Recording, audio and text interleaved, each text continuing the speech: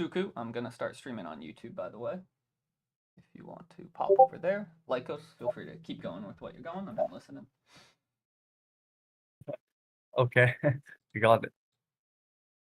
All right, so my trading model, right? Okay, my trading model is very simple. It's like my entry model. So it's like this. So when price take out a liquidity pool, and I'm looking for it to take out a liquidity pool, it's going lower first. Uh, Let me make it like a little bit bigger so we can see it. Oh, this look weird. Okay, this one. So my entry model is very simple. I want price to take out the liquidity pool in lower time frame. Like for example, I look at 5 minutes, right? It take out a liquidity pool like this one right there, or this one as well. It doesn't matter. But I'm looking for it to take out liquidity pool. Then I want it to trade above the the closest swing high or swing low. For example, in this situation, we see like this swing high, right? I want price to take a liquidity pool. It's trading to this value gap. Great. It gives me more influence. And then it closed above this one. And it does that at 9:30 as well. So everything is just like really good. And I'm waiting for price to take out this one. And what do you want to see in this one is like when it does that, you want to see it create like a fair value gap, something like this inside this move when it take out this one. I'm not sure if it's gonna does it right now because I don't exactly remember, but let's see if it does that. Or it can does that after 10. It still hasn't does anything yet. Okay, now that look interesting. And I want to see. So if you want a better confirmations, is you want to see price close above this one. And along this move, we price has to create a fair value gap. So in 5 minutes, in 3 minutes, in what 2 minutes, in 1 minute, stuff like that. Like I want to see fair value gap created when price does this market structure shifts.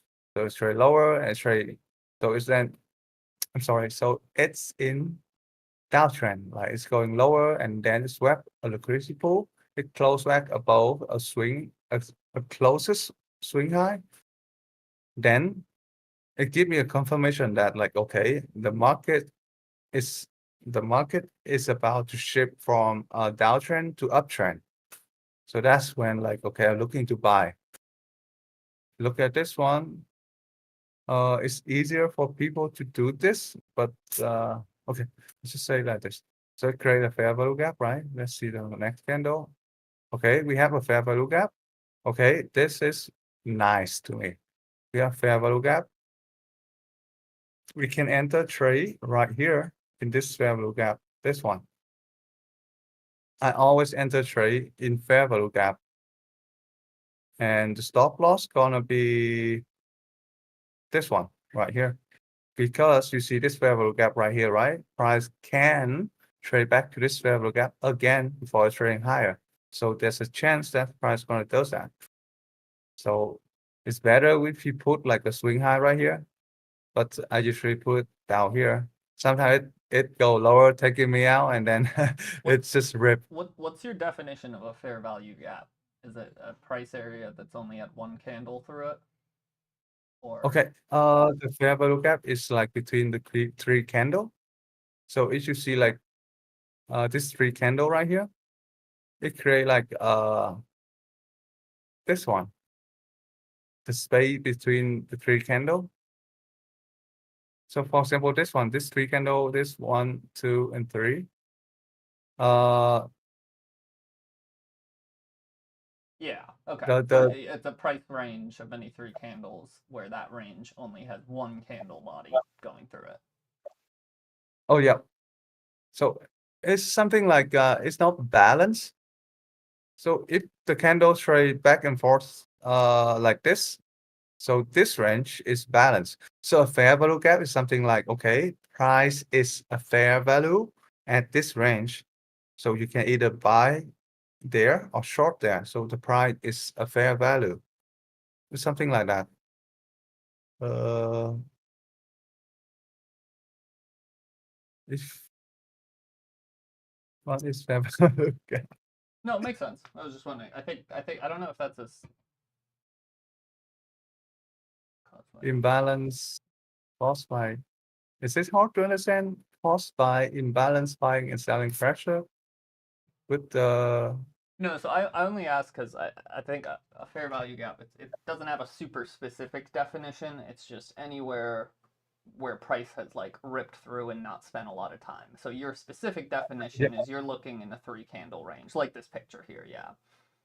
yep. Um, So this is a fair value gap between the three candle because from this range, price only go higher. It doesn't go lower. So it's like imbalance. So if price going higher and then go lower, so the range is like balance.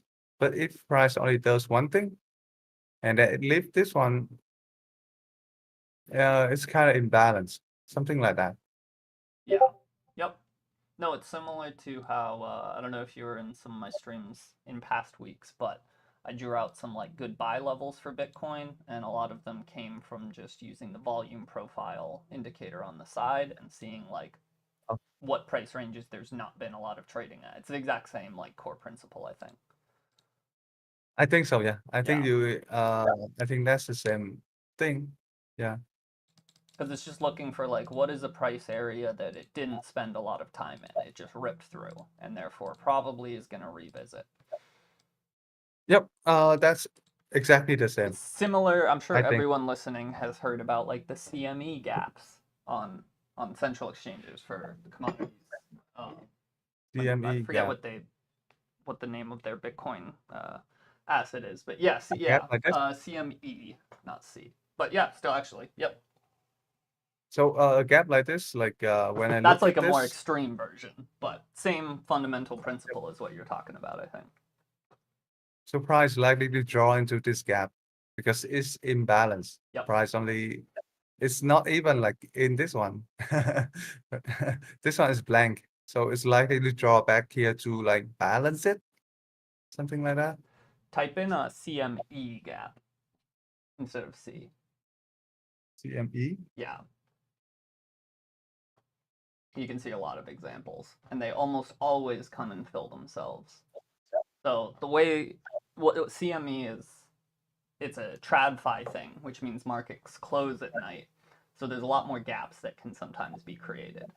And you'll often see on crypto Twitter people on Monday, usually like when there's a weekend, being like Bitcoin created a big CME gap at X price point, looking for it to fill that gap basically. Yeah, boom, there's an example right there. So we missed that, and I bet a lot of people bought in at the bottom of that candle because of that gap there, knowing that it needs to be filled in. So there's a lot of like trading strategies around the gap as well. Yeah. Mm-hmm. Yeah. So like Timmy said, like it closed on, I think we have like a holiday here, so it's skip Friday. So Ah, usually on yeah. Friday and then Monday it open, You we can see create like that's a a gap like that. big, yep, yep. And this Okay. this happens a And lot with Bitcoin because Bitcoin keeps trading on the weekends on DeFi and centralized yep. exchanges, whereas a lot of TradFi things like stock exchanges, CME, they shut down for the weekend. So then it starts on Monday and the price just makes a big jump. But there's so much money and Yep. importance in CME that the greater market, including DeFi and centralized exchanges, it's sort of just a So free market being like having exerting its will in a way where it always wants to fill those gaps. I don't think I've ever seen a CME gap not filled, actually. Not once. And by uh filled, I that, mean like if there's a gap between two candles, some price in the future goes through that gap.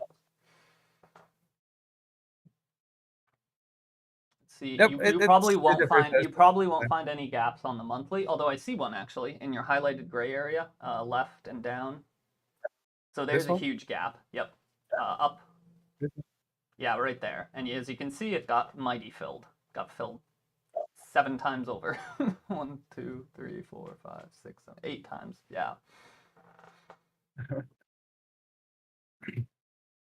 So I'm gonna share like my experience with the gap.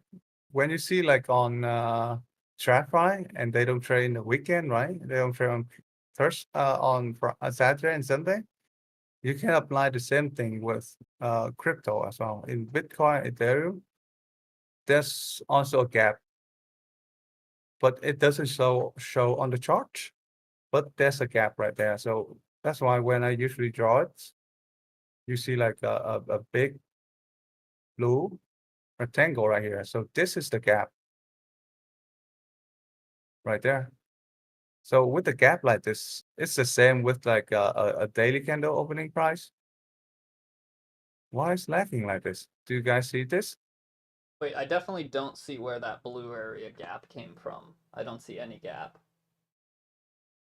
Do you guys see like oh, because I use this one. I use like the relay market, so we see like bunch of things here. So one thing I'm gonna open up to you guys. I don't open up this one to a lot of people, to be honest. So when you see like I okay, I'm gonna explain like how we can how we can get like the gap for crypto. But first, like let's just talk about this. So when you see price at Sunday, right? At okay, after this. So when you see like a gap like this, and after Sunday on Monday trading hours, from Monday to for that whole week, if price keep dancing around this new week opening gap, price likely to consolidate a lot. For example, H1 chart, right? Where if it keep dancing around this new week opening gap, we're gonna see like a lot of consolidation. Like it's just trading around this gap. It maybe go lower or higher. It doesn't matter, but like it's likely, not 100%, but it's likely to trade around the gap as well. So a lot of consolidation and stuff. And the same I just don't see what gap with you're talking about. If you go to the start of that blue area, there's no gap. It's a very dense cluster of candles. To the left of that, there's no gap there. yeah. That's So if you imagine there's no Saturday and Sunday, and when price close at Friday and open at Monday, there will be a gap. You why just aren't you why imagine aren't you like just why aren't you just using some charts that close on weekends then to actually see the gap? uh okay, so it's I think ESM. that was what's throwing me off. Because I'm showing that like you can look for the new week, the gap in crypto as well. It has a gap, but it based on the trading hours.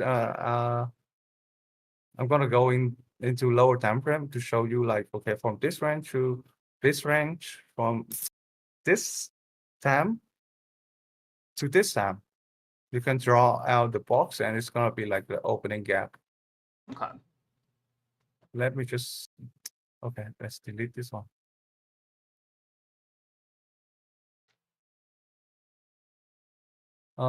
ES, right? ES. Why is like this? Then look at this one. It is clean. It has nothing. All right. Uh, we're gonna look at Friday. Friday at this one. There's a gap right there. When you look at the lower time frame on Monday, I think on Monday, right? Yep, this one. So when you look at this like it, and on Friday at 14:59, right here, price gonna stop trading, and it's gonna open at Sunday 18, right there. So this one is a gap. New week opening gap. Okay, yep. So this is a gap. It's the same with like when you look at daily candle, right? Price open at this price, it go lower to create a wick, and then it's go higher to create a body, and then go into the daily close, it's gonna create the other wick. When you look at this gap, you're gonna imagine the weekly candle. So the weekly candle, it's open, It depends on how it trade around this gap. So when you okay, so it trade lower first on Monday, right? Monday, Tuesday. I'm not entirely sure like what price are trying to do here as well. But if I'm gonna guess like price likely to trade higher. But if price close back below this gap again, then I'm thinking like, okay, we're gonna have more consolidation price actions going for this week. Unless it's gonna do that and it's gonna expand a lot on Thursday. So on Tuesday, Wednesday, stuff like that. So there's a gap right there. Imagine like the weekly candle. If it's the easier for you to understand is like it's create a gap right here, price straight higher, and then it just rip lower. It closed like really strong below the weekly new week opening gap. Then we can expect like okay, it's likely not gonna go back above the new week opening gap again, and so it's gonna continue trading lower.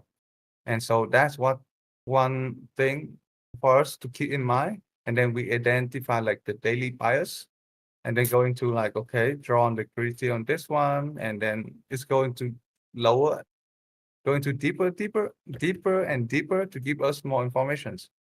So that is the new week opening gap. From my experience, if we keep dancing around this new week opening gap, we're gonna have like a lot of consolidation.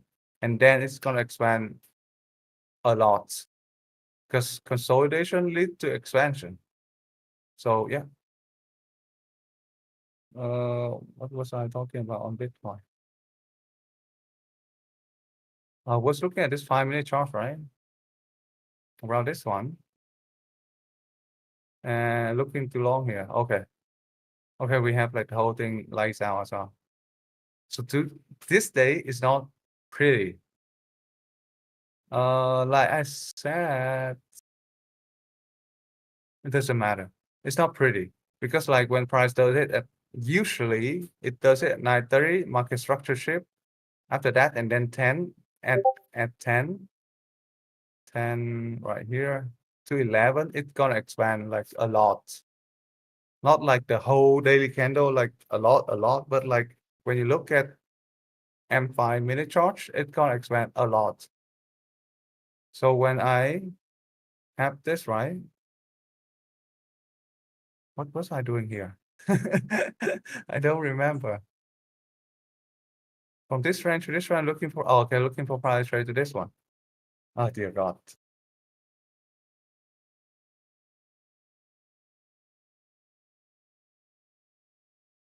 So my main target of Tuesday is for price trade to attack this one, but it didn't do that until PM session. Okay. You see, like this New York London session, it doesn't have much of volatility. So when you look at the forex calendar on Tuesday, we don't have any news in New York AM as well. So it gives you like an idea of thinking, okay, New York AM is don't like likely doesn't have much volatility. So this is like you kind of have to expect something like this to happen in New York trading session.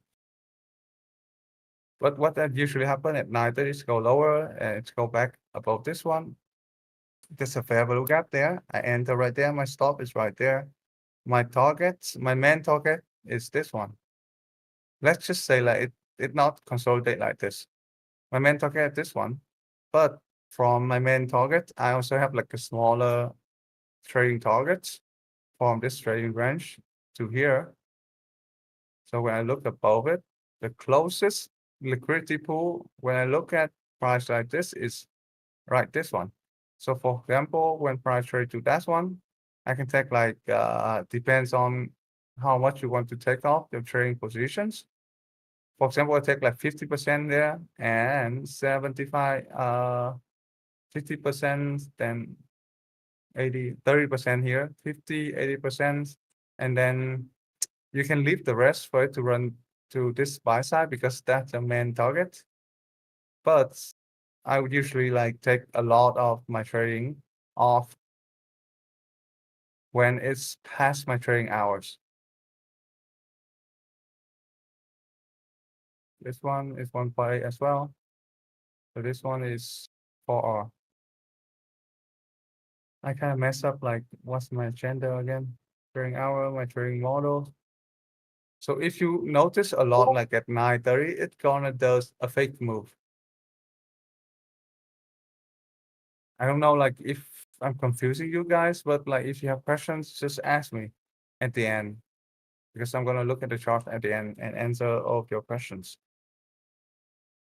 Sorry if it's a bit confusing.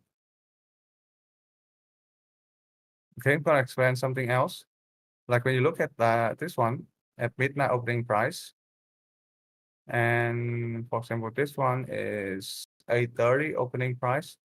So at midnight, you want price to open and then trade higher first, then trade lower, and going to the New York AM trading hours, like this.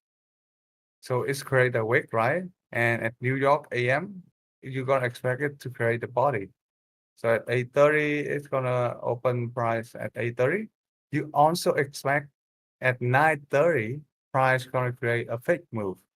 So at 8:30, it might go higher and then just rip lower. Or it can go high a little bit and then dancing around, and then at 9:30, it's gonna wick again above it, create like a fake move, then go lower. So that's what I'm expecting, like for intraday price actions. Where you see like a midnight opening price and then at 8:30 opening price, and at 8:30 it's open a bit for midnight. Then it gives you like a chance, a higher probability that price likely to expand lowers. And then if you align that one with, okay, if my daily bias telling me that price, if my daily bias telling me that, okay, price likely to expand lower, and when I see at the draw on liquidity on H1 charge, and I see like, okay, there's a buy side down here, and going to the intraday price actions, it show me the same thing. Like at midnight open here, I'm sorry, at midnight it's open here, and at night it is open lower than midnight. So it gives you like more confluence to see, okay, price likely to trade lower. Now I'm waiting for my signal to enter the markets. Like my entry model, I like to see price to take out liquidity pool, and then go lower. Market structure shift. I can enter right here or wait for price to retrace to any fair value gap I see in here, and then it continue to trade lower to attack like a liquidity pool or any fair value gap below that. Okay. Uh, oh, I'm gonna talk about the crypto one, the new week opening gap for crypto, right? Things dumping off a cliff Yeah. right now. The clips. Everything's dumping off a cliff right now. Oh, on the chart. Oh, Yeah, I see this one. everything's taking a big poop. Because for me to look at a chart like this, I don't see it's healthy. You can see the order flow when every time price like it touch a fair value gap and then trade higher, and then touch a fair value gap again and then trade higher. So I don't know if you know about this, but like it's like a uh buying and then selling model. What is it? On my mentor is like BBXM model. I don't remember because I don't trade this kind of model much. It's something like this, like so the order flow. I'm just quickly go through the order flow. The order flow is something like when you see price is in order flow and it's showing you price likely to trade higher.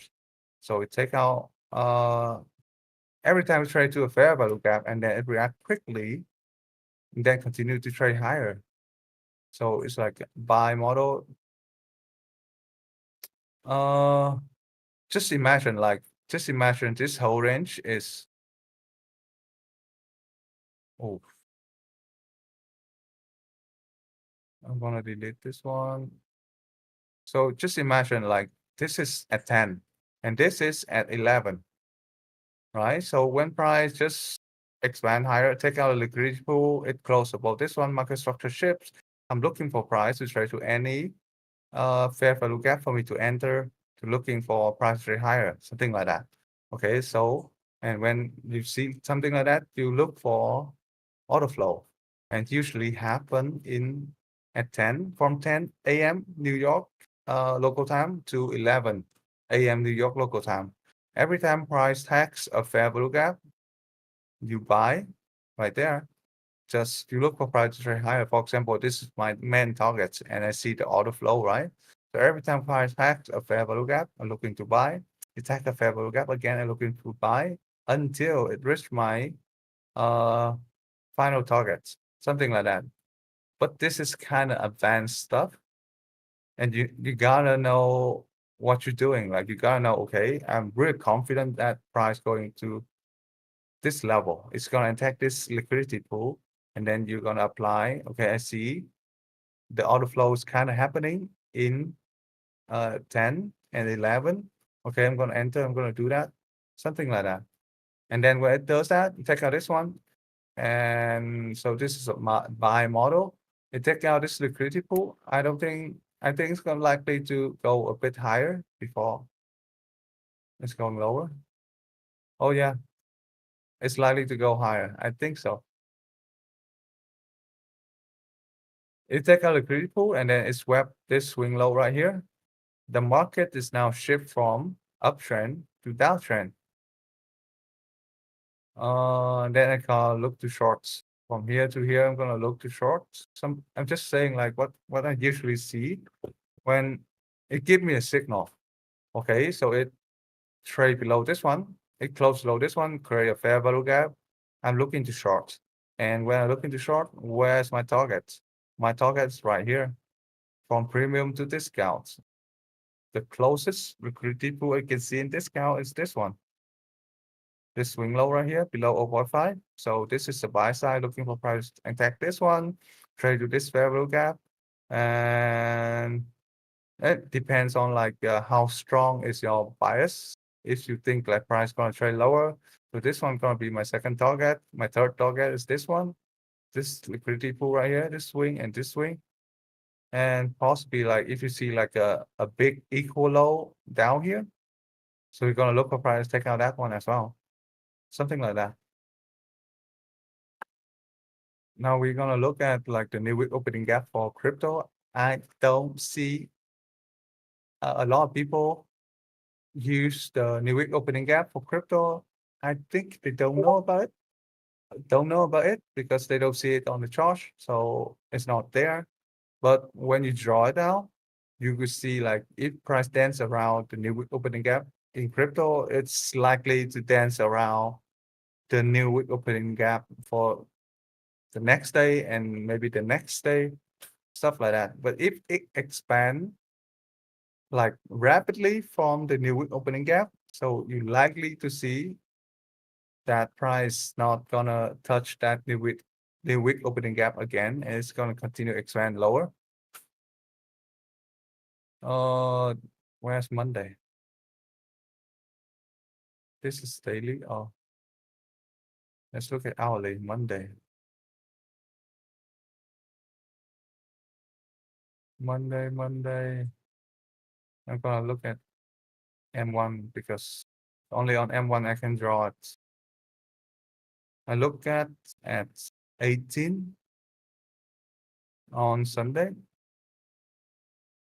18 on Sunday.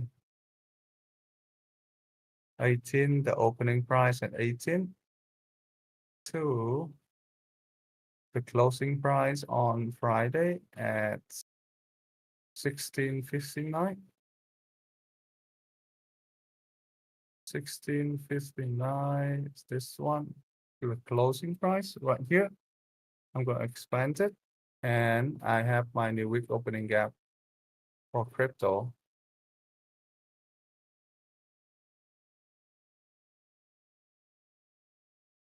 Touch that one. Okay. So one thing like How do I say this?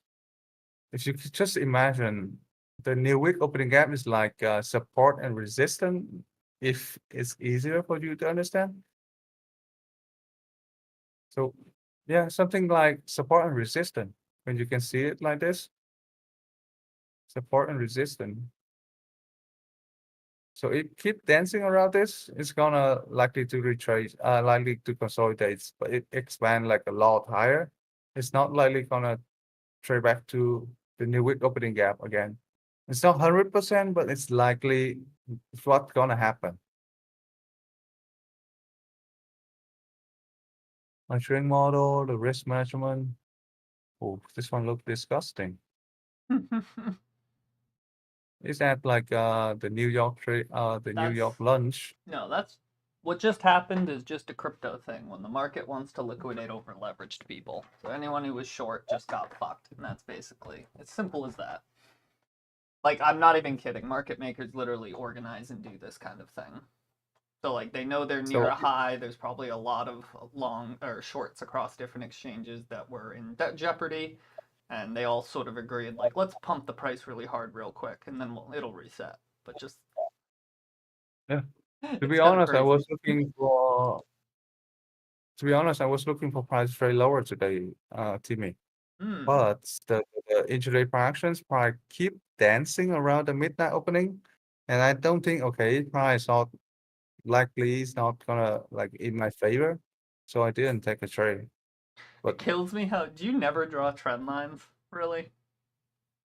oh, Is it I not don't. part of your model? Yeah, it's not my part of my model. I just look at liquidity and premium discount. For example, if I'm going short here, right? My first target is this one because like you see like the equal low right here, it kind of equal low from this swing to this. It's so thick. So the liquidity pool is right down there. I feel like If I'm gonna, you should start using trend lines if only as an additional layer of confirmation. So let's pretend maybe you're debating whether you want to open a short or not around this price level. Like, I see such a beautiful 4 point touch trend line going from the bottom middle of your chart up until the wick that is our current candle. And so if you just do that in like there, you could trade the same way you have been. Yeah, but use that as this, additional confirmation. Look at how perfect that is. Like that's yeah. Keep it going, extend it to the right. And so basically you I could know, use that as an additional layer of like, oh, if we drop below that, I'll be extra confident in my other bearish indicators.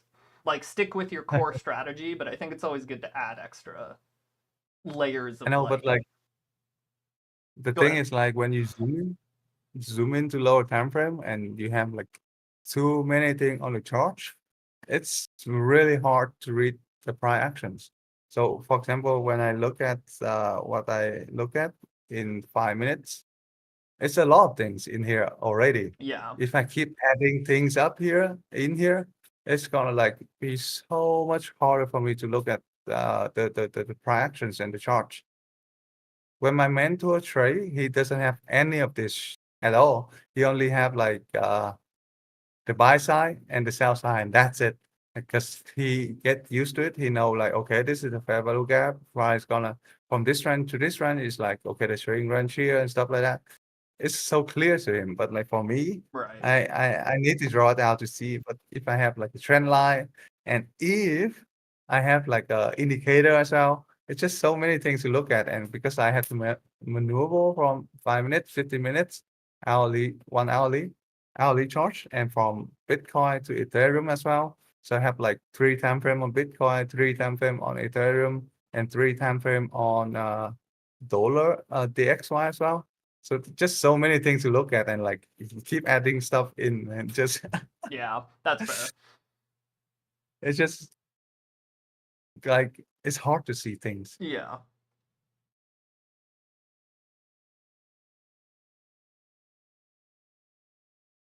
But like I'm not trading in the market for long at all. Like for example, I just trade a few hours and only in the market in that few hours. But if I have a strong draw on liquidity and it's really close to the trading price, I'm gonna leave the trade open for like maximum like the PM session, and that's it. I'm not gonna leave it overnight and until tomorrow, unless I trade, like unless I swing trade or something different. But this one is like a strong drawn liquidity for me at the moment. I think price likely to take out this one first. Then we can talk about like the lower one. And this one is Wednesday as well. So Thursday usually price expand a lot on Thursday. And you can see that in the New York AM session. Wait, today's Wednesday, not Uh, Thursday. Today's Wednesday, yeah, but it's likely to expand a lot on Wednesday. If you zoom out, it's just uh I don't like this 3 days because like it doesn't have any economic news except for like Donald Trump speak. But this one is recent. When you look at when I was on Monday, I didn't see this one. So this one, no economic news, no economic news, no economic news. And we have on Thursday, okay, we have 3 economic news on New York AM session. So going into the New York AM session, I'm gonna thinking, okay,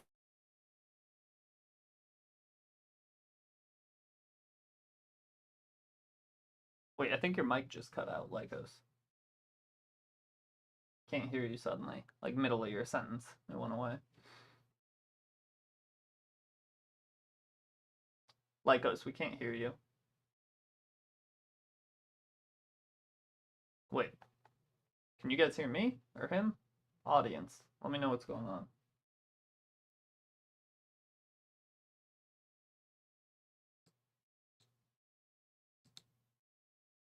my God, look at that. Like it's really small. So something like that, like I said, it usually happen this one, this kind of expansion, it usually happen around 10 and 11, the trading hours. But when you look at the economic news, it doesn't have a lot of news. And when you go into the trading session, it doesn't have much as well. So this is Wednesday, New York AM. Let's look at Wednesday, Tuesday, trading AM. Look at this, like it doesn't have any movement at all. So I didn't trade on Monday as well because when I look at this, like it doesn't move much. It doesn't give me any volatility to trade at all. So no trade. And for this one, when I look at like the midnight opening price, right here, I think midnight opening price. Let's do a midnight. And when I look at the whole thing, like the intraday price actions, I don't want to see it keep dancing around midnight. If I seeing that going to the New York trading hours, so I think, okay, we likely to have like a consolidation type of trading. And it's just horrible. And we look at 8:30, it's really close to midnight as well. So it's just like horrible, horrible, horrible for me to trade. This one happened in lunch. I don't trade in lunch because in lunch it usually consolidates. It's rarely like expand a lot in lunch. So at midnight, keep dancing around this, and 8:30 it open really close to midnight as well. So I don't think like today is gonna go into my favor at all. And price create like equal high here as well. Oh, it's just horrible, horrible. Create like equal high, didn't take out this one. Oh, did it? No, it didn't. So for me, like the liquidity pool up here hasn't taken out. It hasn't taken out any liquidity pool up here. When you look at this one, right? Bitcoin, it does take it did take out, but to be honest, like what happened? When you trade futures, right? You have stop loss like above this one. But this one's not future, this one's spot. This one is spot. So we could just buy and sell But on futures, like they long or they short it. So they have their stop loss up here. So for me, like it hasn't taken out the all-time high yet. We still have like a lot of liquidity pool up here. Okay, I think I yapped too much. The risk management. Yeah, I'm interested in that So I part. think, Yeah. got it. So is it hard to blow a trading account with risk management? I think it's kind of impossible for you to blow a trading account if you have a risk management, unless it's like a black swan event when price just rip like you never seen before. It's just like crazy, crazy, crazy price trends. Like it just rip without you get out of the market and it blows your account. It's only happened when the trading account is small and you have a lot of leverage. When the black swan event happen and price just trade crazy like that, it's gonna rip your account like to nothing. But if like you have like small leverage, but the risk is still the same, then your trading account is gonna be fine. So for example,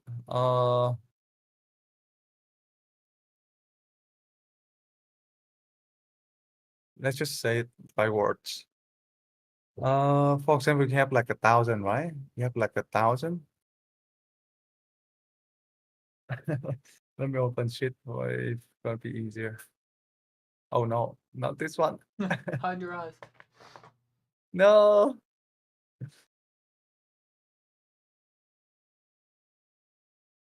Okay. You see nothing. I do that all the time. Oh, yeah. It's yeah. So 1,000, you have like 1,000 to trade. Your trading capital, right? And you only risk like trading capital. This one is like 1% risk.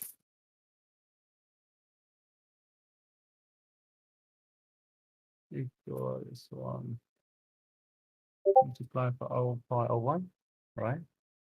Okay. So for example, like you have like 1,000 for your trading account and you only risk like 1% for each trade you take. And when you lose one trade, you have like this one minus this one. You have like 999 left. Then you risk like 1%, the same, just the same risk, like 1% every time based on your trading account. So you lose one trade, you have like 999 left, and then you risk 1% of 999. $9.90.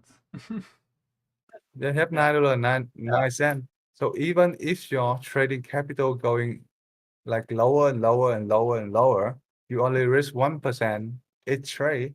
So it's kind of impossible for you to blow your trading account unless you didn't follow any risk management at all. So risk management, like I think is very important for you to follow if you want to trade successfully. I haven't seen anyone like a really good trader without any risk management. He has to have some kind of risk management based on like the percentage, like the winning rates of his trading model. So if his trading model has a high winning rates, he may risk more. But if your trading model has low winning rate, you should risk less because yeah, if like you have a low winning rate, but you have higher risk to reward, then you still make a lot of money. But if you have like a lot, and if you have like a lot of like the high winning rates, and but your risk to return is small, you still make a lot of money as well. It doesn't matter. It depends on the risk and the risk to return and your winning rate. But if you keep trading and you keep losing without blowing your account, I think you need to stop trading and start to learn everything again, like from the basics to back testing and then trading with like payment money and then you can start trading the real money. Because like it doesn't matter how much you're gonna trade, you're still gonna lose. If you lose like from $1,000 and you risk only 1% and you only have like a $500 left, I don't think anything's gonna change the anything gonna change at all. You're gonna lose like the rest of your money. If you lose from 1,000 to 500, it's just crazy. The winning rate is just like super, super low, and you should not trading at all. And the trading capital is also like a good like another thing, but your mental capital is also another thing as well. So if you risk too much and you lose a trade, it's gonna hurt you. And it's gonna reduce your mental capital. And then like the next trade come up, you will be scared and like you will not take a trade, or like you just not in the right mind to think like to think, how do I say this? I'm If you not sure. just lose too much and you lose a lot of money, your mental is not okay to trade at all. Oh, Like it yeah, I talk will, about this a lot. Like, once you get emotional, you will trade bad, for sure. Like, if you're not in a good I, mental state, yeah, if you're upset and yeah, no, for sure. Like, you need to have a yep. plan and not trade based off emotions. So yeah, so the trading capital is important. The mental capital is important. If you lose all of your mental capital, I don't care how much you have in your trading capital. You have like 10,000, 100,000, or a million, but you don't have like a mental capital. You're gonna lose very quickly your trading capital, because like it's gonna lead you to over trading or like revenge trading, like those kind of stuff. Like it's gonna destroy you without the trading capital, because like you cannot control yourself at all, because you lose like you lose you let like the emotion control what you're gonna do in the market, and it's gonna rip you apart like easily, because like I said from experience, it's rip you apart like very quickly. Like you can blow your trading account like just one trade. So I think like the risk management is very important. I think it's more important than your trading capital. What is happening? I think the problem, I agree with everything you're saying, but for people listening, I can read some of your thoughts.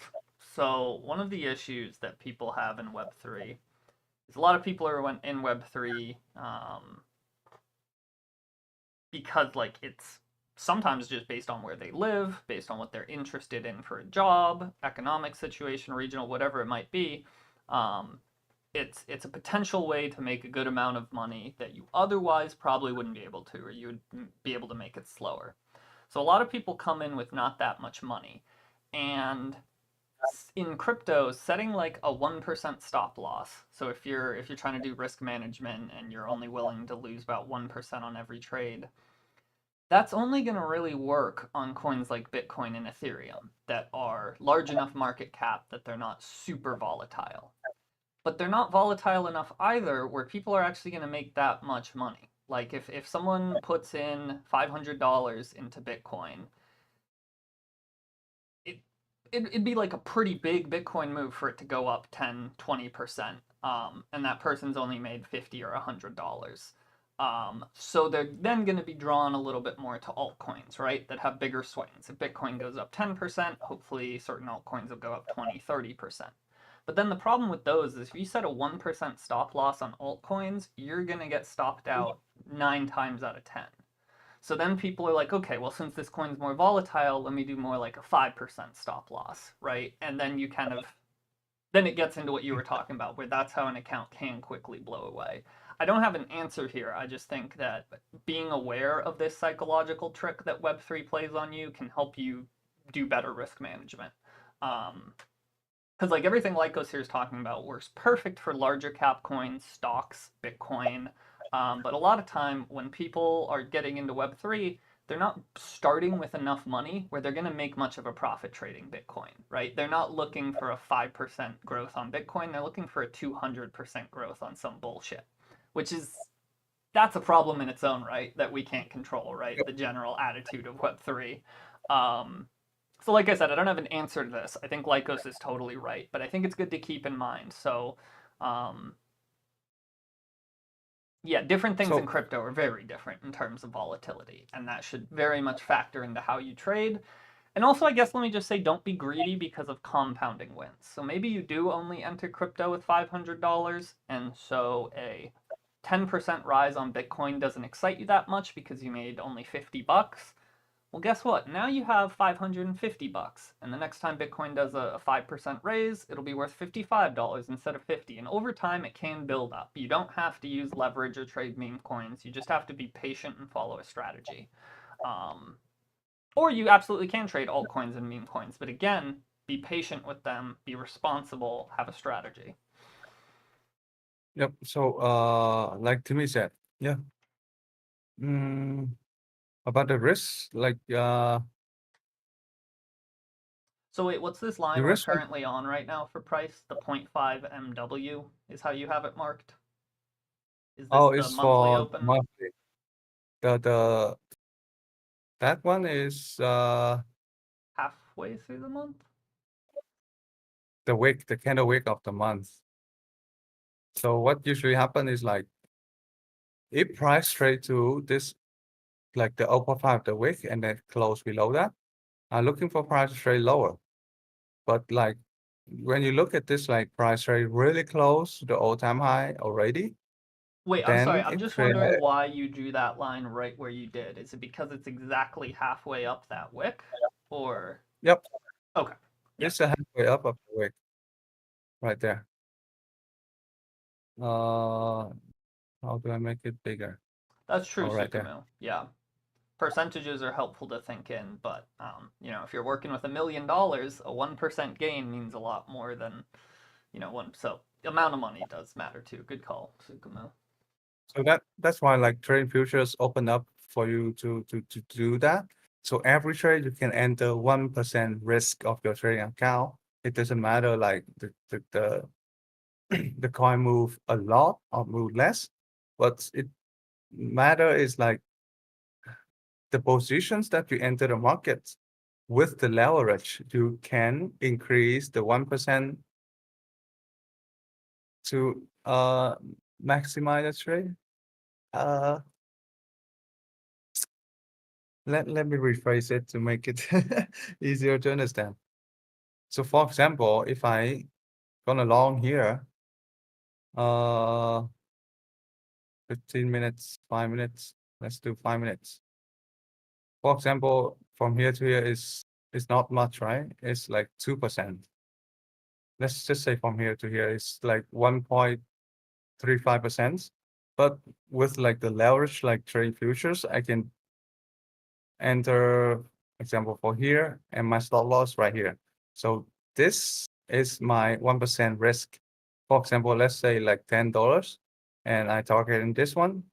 And then from $10, I can make like $40. I can risk 1%.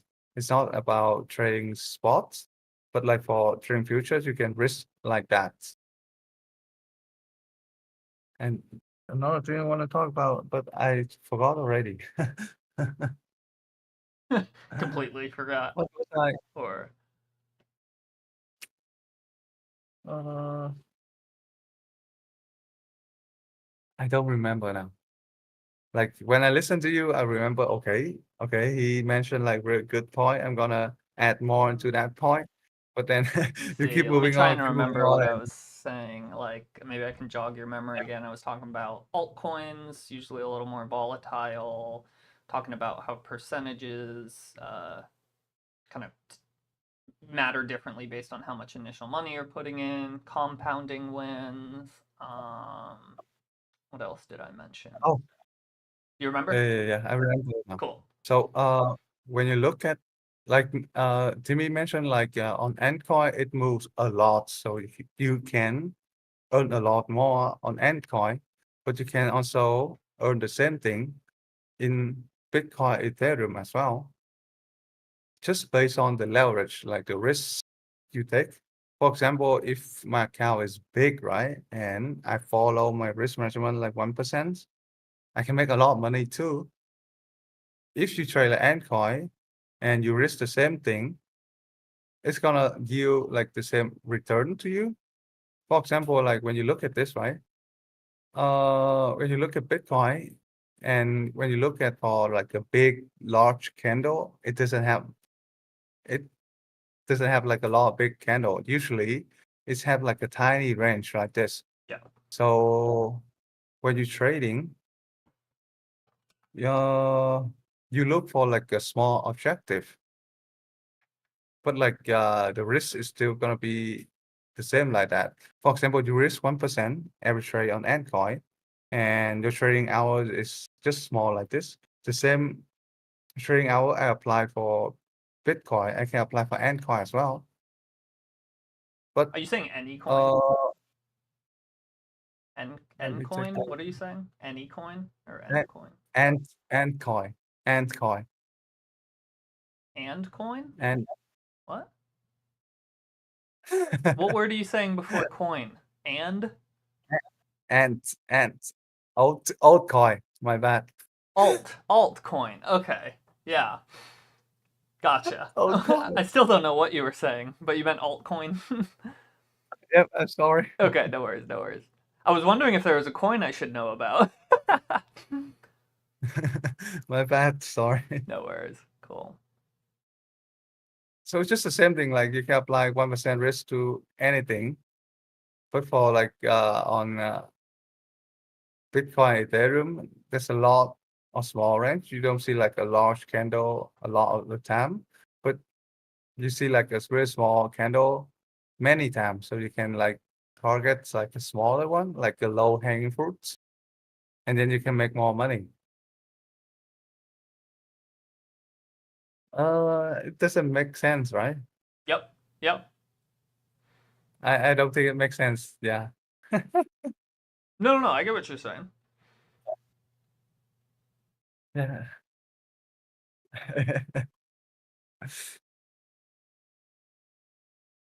We're just Yep. looking at these crazy charts right now. Yep. I Something agree. something that's this is definitely not technical analysis. I don't know if you've even called this fundamental analysis. This is more so just I've been watching charts in Web3 for over 10 years now. But I noticed this thing happens where before the market has a big leg up, I'm talking about the legs we've only had like four of in the history of Bitcoin. You know, like when we first rose to 20K, when we first broke out of that bull run and got near 100K, like these huge cycle moves up. Before they start, there is always insane volatility up and down. And I don't know why that is. My guess is that it's exchanges, market makers, etc., trying to liquidate as many leverage traders and in general just scare people out of the market before it really rips. Now, there's no science to this. This isn't really measurable. We could go back and look at things, but I've just noticed that prior to really sustained huge market legs up, there's usually a week or two of just like chaotic price action before it. Um, and there's a You million mean like reasons that could consolidate? be.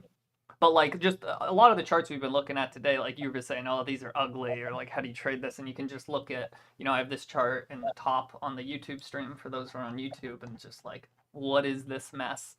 Could mean a lot of things. Obviously, the world is a little uncertain right now with politics and tariffs and finances, but it's also possible that this is just the volatility you see before a massive like revaluing. And I don't even say leg up; I say revaluing, like the kind of move that cements Bitcoin as worth over 200K or something um, in the course of a So couple as you, months, right? So I'm thinking it's yep. possible that sometime in the next couple weeks we start like a longish term big bull run leg up.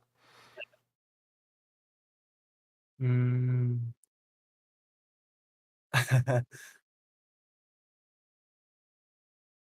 uh, Although we're kind, it could yeah. happen. Like Thing is, anything we're could kind happen of in already time. doing it.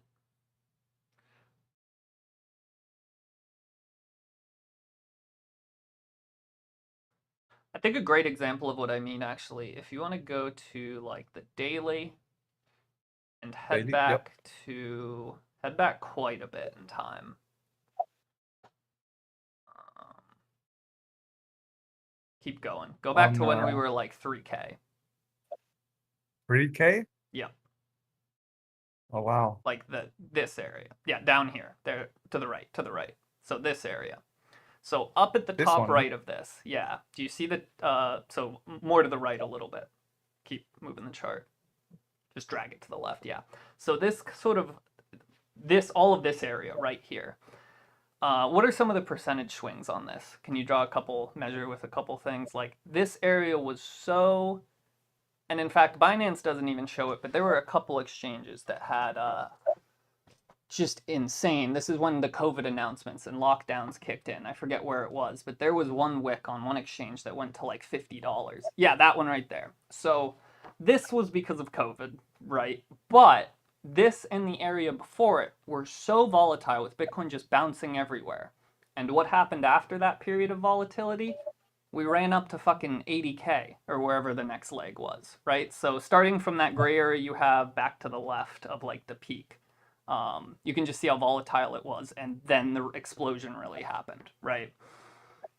So it's just something I've noticed. I don't know if it's a natural free market thing where when like price is exploring a whole new leg up area, things get volatile. That particular drop was COVID, obviously. And you can kind of Yep. see it again in the July, yeah, just to the right of where your mouse was at the start of 2023. So between what price This one. levels are these? Yeah, between there and like up and to the right a bit. You can see we kind of had an upward trend, but it was very choppy. Like some of these candles are very big for Bitcoin, right? Look at that Bart Simpson pattern on the top right.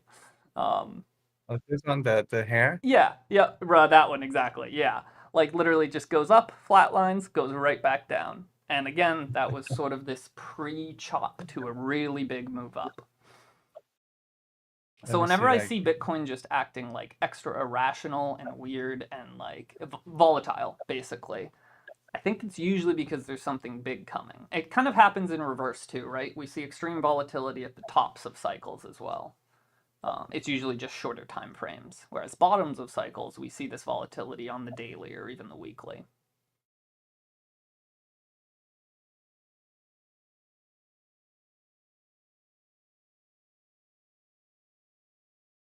So what are you looking at right now? How you would have traded this at the time? I'm just looking at like the daily bias for me to Mm-hmm. look at. Yeah, it's kind of horrible. I'm Yep, not gonna lie. exact, right?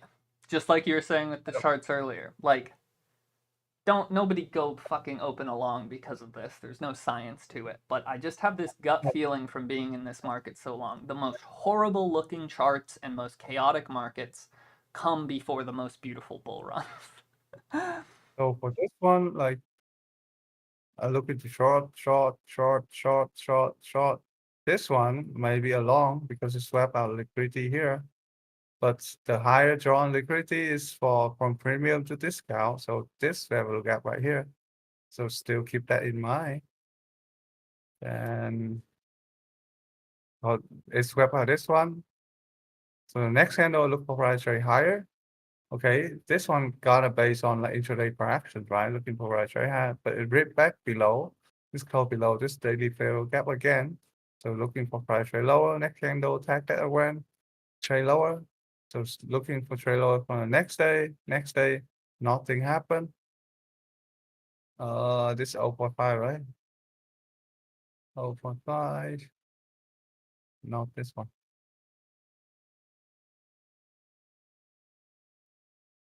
I think my overall point, though, is the same way you were saying, just like these are ugly, these are awful. There are Yep. these times when Bitcoin trades in a way where, like, no strategy is going to be profitable because it's just crazy moves that don't make sense. They don't necessarily follow TA. A lot of the times it's caused by factors you'll never know about, like a market maker pulling out of a central exchange somewhere and suddenly there's a massive liquidity rebalancing, whatever it might be.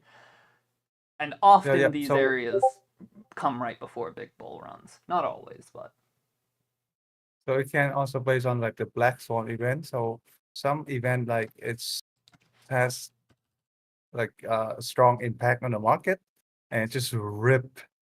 It doesn't make sense at all, and it just keep ripping and ripping and ripping, like even either going higher or either going lower. But for this one, like you see, like it take out liquidity pool in this one before I start to go lower. So this one is like people who shorting here, the stop loss gonna be there, and for this one, the stop loss gonna be here as Yep. well. Yep. Like no matter any Take out basic this one. strategy you would follow gets fucked in these kinds of markets. Like exactly like you're saying, you could enter a responsible trade there that would make sense and you would even be profitable. But if you're being responsible and putting a stop, they, and when I say they, I just mean the free market, exchanges, whales, market makers, everyone combined, they're going to make sure that stop gets hit before it actually drops in price. It's, Yep. yeah.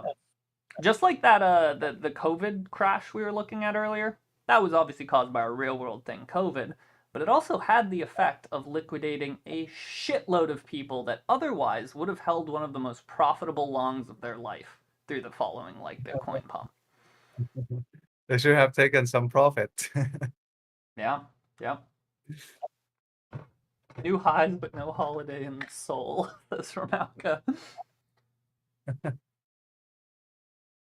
uh, Cool, so. I so I still think, for example, this one, I still think price doesn't look healthy at all. Because like I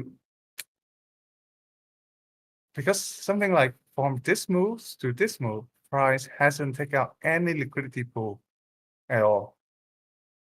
Keep ripping higher. So what I'm saying is like for people who long from here or here or here or even here, the stop loss hasn't been taken out of the market yet. So they're still in the trade. For me to look healthy, like okay, go lower, take out liquidity pool, they buy more, so they can buy more and they keep longing and longing. So it go lower, retrace, and then so it go higher, retrace, higher, retrace, higher, retrace, something like that. But this one just like keep ripping higher. It doesn't look like healthy for me. So when it's gonna rip, it will rip a lot, something like that.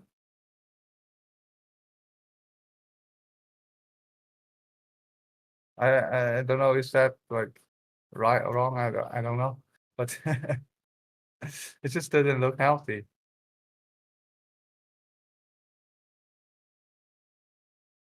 But for now, like when I look at this, like I like to see price rate higher to take out this one, even though like on spot it does that, but I don't think like a liquidity pull up here Well, I mean, has been. check other charts real quick. Check Bybit's perps. Check BitMEX. Check KuCoin. Like, I don't think you can just compare one spot to another perp. Like, you should. I use XBT actually for spot. Do you know that ticker? Oh, SDT. No, XBT. Like the alternative XBT is BitMEX BT, like Bitcoin but X instead of B. XBT. XDT. B as in banana, T as in toy, XBT. Yeah, that top one. Oh, So it's something BitMEX made that's an aggregate of all spot markets. It's an index. So it takes the average of all oh. spot markets, and we did break it there. Yeah. Do you have like the one like for all perps markets? That's a good question. Because Not that I like when know you of. long, That would be good. yeah, because like when you long or short, right? When you trade futures, you Actually, have I do. stop loss. Actually, I do. Yeah. Open a new tab. Yep. Go to agger.trade in the URL bar. Oh, It's literally go. a price aggr dot trade, R instead of the O. Yep. And so what you can do here is click on the search or the little magnifying glass in the top right. Top right. Click on all of these to like get rid of them, or you can just click the X on the right. Yeah, if you click Bitcoin at the top there. Okay, so now if you do currency on the left, expand it to show Bitcoin, and type on the left, you can select. So click Bitcoin, and then under type, up one section here. Oh. Yeah, type. Oh. Yeah, and maybe uncheck Bitcoin. I don't know why nothing's coming up, but have just perpetuals checked, and then if you click Bitcoin, it'll add all 25 perp exchanges that it tracks, and and it'll now think about it, and then probably change from the 5 second to like the hour or something. So this is an aggregation of all perp exchanges.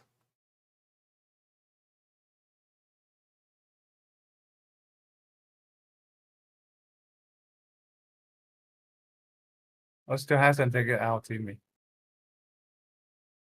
Is it like Did it? spot on? Is it like the exact? Yeah. No. Wait. Wow, that is so close. Zoom in more. Yeah, but like it's not like that. Like even though like it just like weak a little bit on that. Oh no, I know. I wouldn't like count this as anything. I'm just kind of amazed it was that. That's like within a couple cents. Or a couple For me, dollars. like it's not really taking out the liquidity No, pool like the definitely big. not. Yeah. So still things likely to trade higher. That's what I think. Yeah, same. I Yeah, actually added to my Bitcoin long during your talking. But this one is awesome. I really like this one. Thank you, Timmy. Yeah. You can do it for a couple other big coins, like you saw, Ethereum. On the right too, what you're seeing, you actually change on the far right, like the trades that are going on. That's separate This from one? that's separate from what you just picked to show on the chart. So if you pick the magnifying glass at the top of this, for example, nope, of the trades one, you'll see each panel has its own. No, keep going to the right. Keep going to right. Well, Yeah. So here I actually have all Ethereum, all Bitcoin, spot, perps, and futures added, because I just like to see like trades coming through.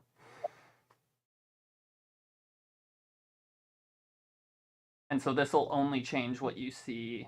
Oh wait, go back to it. You have to now click on like ETH if you wanted to add it, or Bitcoin in the middle. Yeah, and if you clicked like this? Bitcoin, it would add the other 26 non-perp exchanges. So it'll go, yeah. So now in that trade window on the right, you're seeing all trades, and next to the magnifying glass, you see the little speed dial thing. Yep. That's a slider where it says only show trades above this amount. So if you only care about trades above like $500,000, you could set it to that. And then at the very bottom there, you kind of can't see it, but there's one more panel under where your mouse is. This shows liquidations, and it works the same way. You can pick which markets you want to look at, what your threshold is. Super cool tool.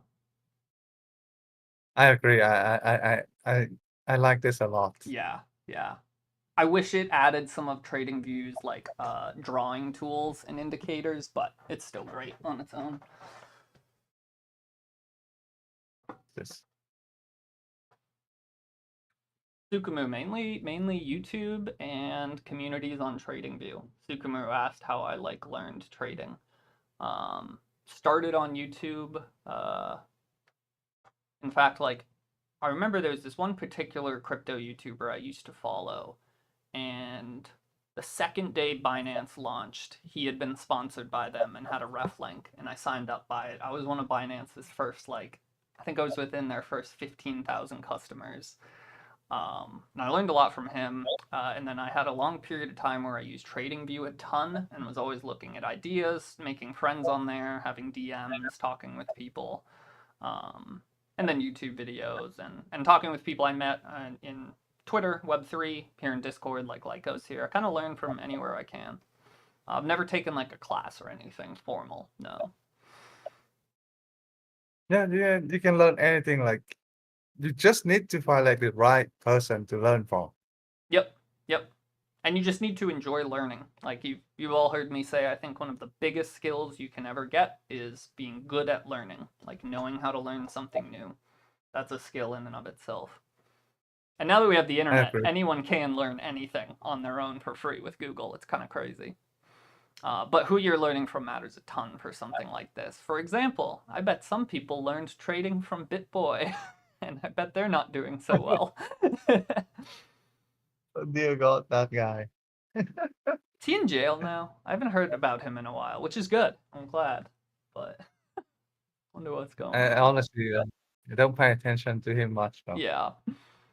I was looking for price very lower, like looking at this, like I really want to short it, but it didn't happen. And then it happened in lunch hour. It's just like, I was looking for this.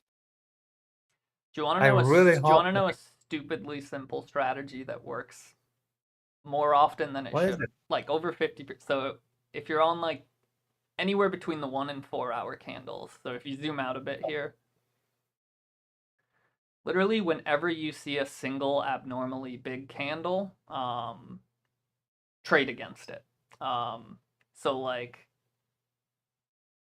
For uh example, this one. zoom in a little bit more. So like that candle just way bigger than the others. Let's say you bought the second that candle closed. Okay, and then So you like you long it. buy there, or long or buy, yeah, depending on what you're doing. And then maybe you even add to it again with that next red down. But let's just say you bought there. Keep moving to the right a bit. Literally just on the next abnormally big white candle there coming on Yep. there, I would have just sold at the top of that movement. Um, that one's so actually I usually use like 2 or 3 hours for this, and you can see why that would help a bit if you switch to 2 hour candles.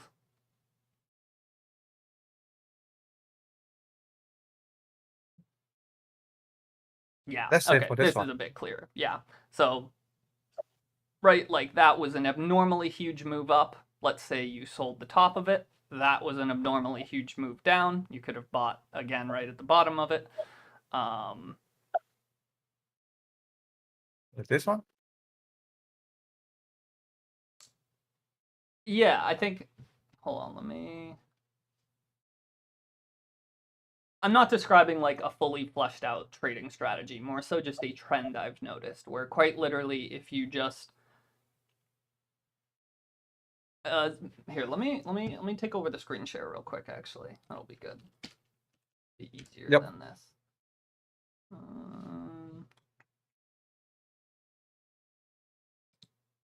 This isn't, like I said, this isn't a fully fleshed out like trading strategy. But something to keep in mind as you do stuff. Let me fix everything here. Okay. Wait, I want a clean chart.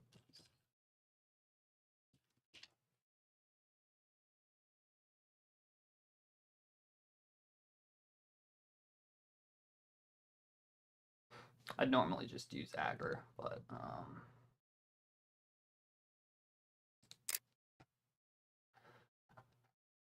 so let's start like back here even. It kind of doesn't matter. And we're zoomed out this much. We'll go 4 hour. So wait, let's start. Let's say you're just entering the market, so you just have USDC. So you're looking for a place to enter. Maybe this candle stands out to you, and you enter there. Maybe you're looking at a slightly different thing, and so you wait. And basically, at the bottom of any of these candles, like any of these larger red ones, if you were to enter along or just buy some Bitcoin, and then sell at the top of the next abnormally large green candle that isn't just a reversal. So not counting this one, it would be this one. You'd sell at the top of it and you'd be in profit. You wouldn't be in a lot of profit if you bought here, but some. Same here. Let's say you sell there, you wait for your next abnormally big drop to buy in. Let's call it this one. You buy in again here. And you're holding, you're waiting for something big and abnormal to happen. It drops again. Let's say you're not trading like spots. Sorry, you're not trading leverage or perps or anything. You're just on spot. So maybe when you bought in down here, you set yourself a stop loss. Maybe you didn't. A lot of people don't actually use stop losses. You see this big abnormal drop again. Maybe you find some extra liquidity, buy more through Coinbase, and you add to your position. Wait for the next big leg up. This is the one area where this, again, not a strategy. I was about to say strategy, just something to keep in mind. It doesn't work when there's full-on run-ups. So like you might look at any of these candles and say, oh, I'm gonna sell. That seems toppy. And you would be kind of screwed in that regard because we're happening to just keep going. But then back to this whole price level we've been exploring lately, like all this chop. This is kind of what I was trying to have you show on your screen earlier.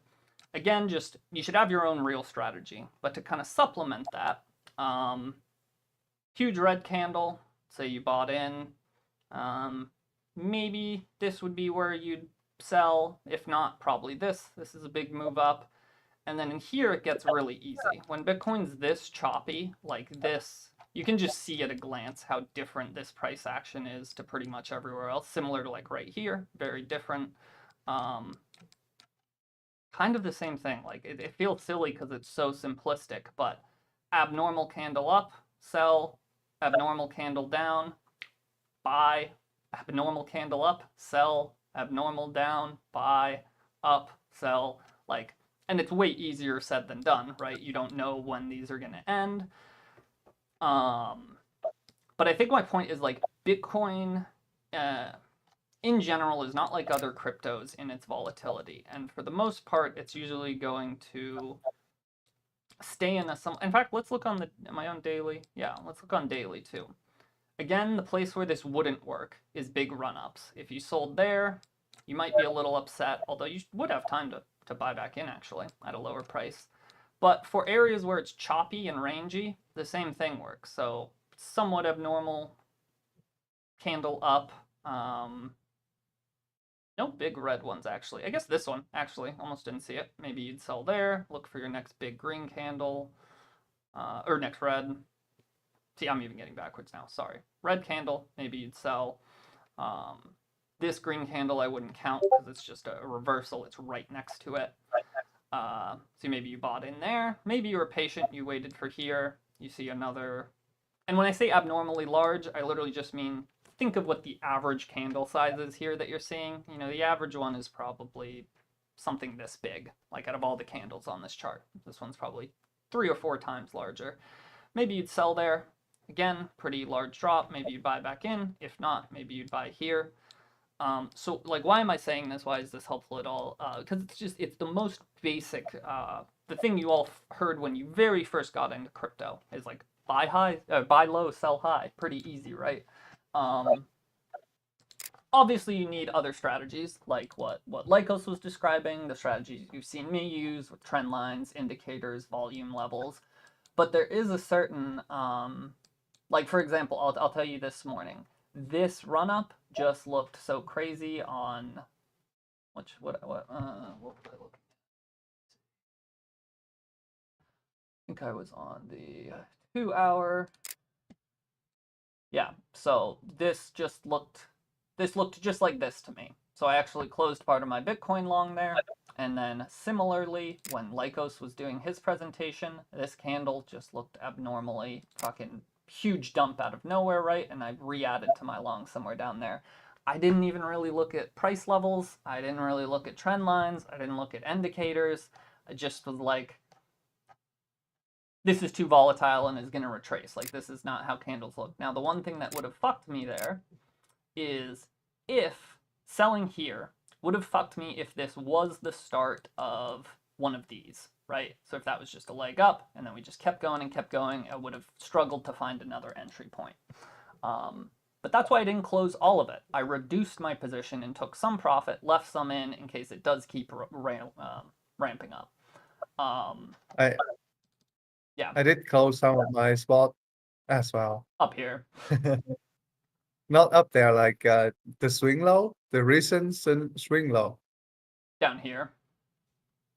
I'm sorry, the recent, just the same time frame that you was looking at before, but like the swing low. Just a little bit, the middle swing low, like on the left a little bit. On the more left, like that one, that swing low. I closed like half of my Ethereum and Solana spot. Spot longs. Or, well, yeah, Yep. spot, yeah. Interesting. Okay, so wait, why did you do that? Because I think price likely to retrace. I don't think it's gonna go like a crazy run, like over all time high and keep running higher and higher and higher. I just thinking like that. But Okay. So have gotta you wait for not, like are you considering re-entering some of that, or are you still on the sidelines with the profit you took? for the spots, I gotta Yeah, wait you're for gonna it to wait. retrace.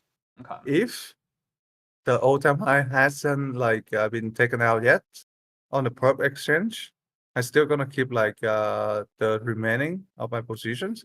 But if it got taken out and I want to see how it react to that all time high on Bitcoin charge, then I will decide if it like it swept the all time high and then it close back below it. I'm thinking I'm gonna close at another 50% of everything and then wait for retracement for something like that. Okay. Okay. So But you like have like probably a safer strategy, but it seems like you're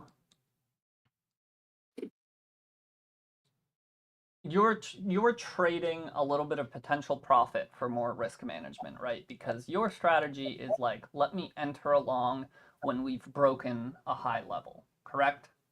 Like once oh no we've no no no spot buying, like I already buy it when you open like a monthly candle. So I buy spot when it create like that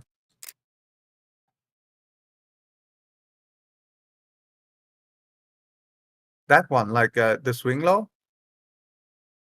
Yep, I buy spot like on Ethereum and Solana around that one. gotcha. But for the stuff that you sold out here, when you said you like cashed out 50% of your position,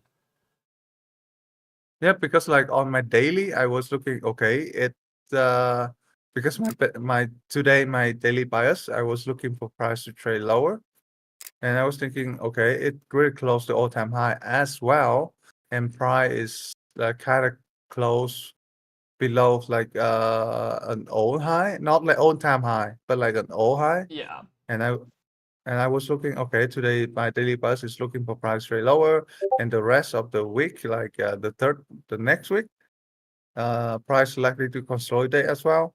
So when price consolidate, like you really don't know much what price gonna do next. So it closed the all-time high and it's consolidating. And with my today my daily bias, I'm thinking price likely to trade lower. I didn't expect it to trade higher like this at all. So I close half my position there and just leave half open because like anything can happen in crypto, right? So if it keep continue trading gotcha. higher, okay, I took some profit. I didn't lose anything. Just like just lose some potential Yep. profit. Well, it doesn't matter. Like when you make money, you make money. The most important thing, like you don't lose money. So that's what I think, and I close half there. So for me, And right around here is when I started getting bullish again and thinking we were going to continue because this was my first bullish sign as we got out of this range we were trading. But we were immediately rejected. And this happens a lot. I call these lick wicks. I don't know if they're intentional. It's yep, just sort of how the market reacts. But then we did it again, and we did again get rejected, but we got even higher this time, and we didn't get to the bottom of our range with this. So that was kind of a three-piece confirmation for me that we are now no longer in consolidation phase. We are now in like full-blown, at least to some respect, we need a lot more price history, upward trend phase. And so that's why like that trend yep, line I called out to you earlier. Was fresh on my mind because you can kind of see it here. Um, I see.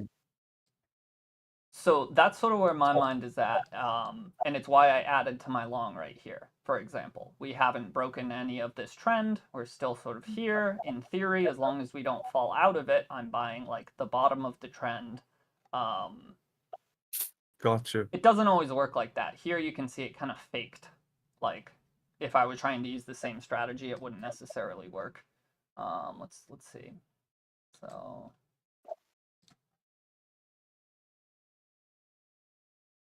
Actually, no, it kind of would with the exact same principles. So let's say our trading range is roughly that. Looks fairly good. Not a triple confirmation like the last time, but in some ways, sort of same thing. So we do get out of the range, we get rejected back in, but when we do, we don't go to the bottom of the range. And even if we make this a little more generous so it's touching these, we never touch that bottom. So the next time we break out of it, that like felt quite bullish to me. I don't think this is how I traded this area, but actually just looking at it, the same sort of strategy here works. The other thing I wanted to comment on is you were talking about how, these sort of areas are like fair value gaps, as you were talking about, right? Where price sort Yep, of shot through. and you also see like price hasn't taken out any big liquidity pool in the for the traders who is longing. So the two box that you have just draw, Mm-hmm. and you see like a lot of wicks close it. The two box like you draw like the consolidation right now, not the fair value Wait, gap, like the consolidation, the small one. this, yeah. What about them? Oh yeah, so you see like it wick below that, but it hasn't taken out any liquidity pool. It consolidating, it wicks lower, but it create like an equal low, like kind of related equal low right there. Mm-hmm. And it hasn't like it wick like a big one to take out those liquidity and keep continue trading higher. And for me, like, okay, there's a big liquidity pool right down there. And the upper one, the big liquidity pool down there as well. It hasn't taken out like those liquidity pool yet. And it keeps trading higher. So So I'm thinking here like, here was my comment on that. In general, good strategy. I agree. I look at these sort of things like fair value gaps and stuff. But if it feels, due to all your other factors and everything else you look at, no, take me back. No.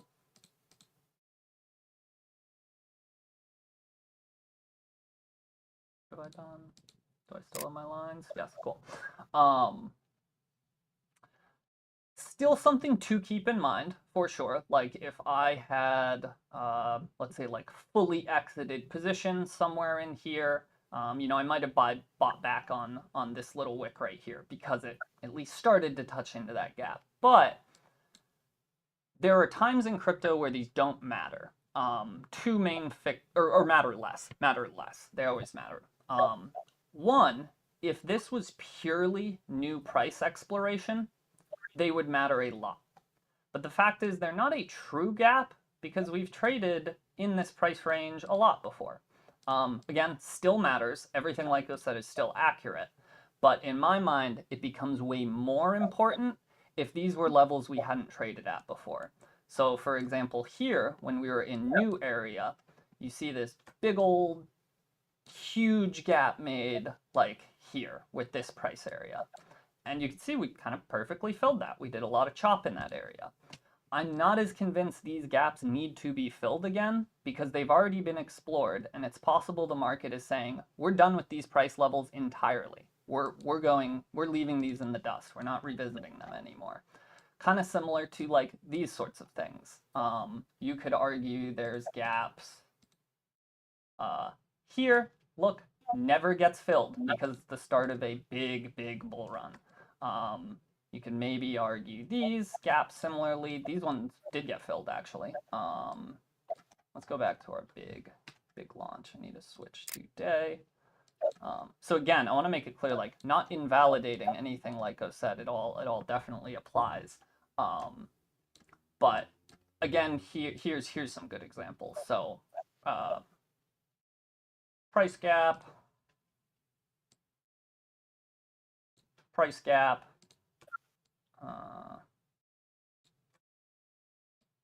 Price gap.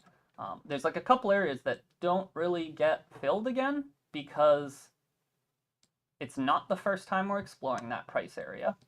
And one of the times we explore a price area has to be the last, right? That's just like how it works. Eventually, it's the last time we see that price, assuming we don't eventually fall to zero one day.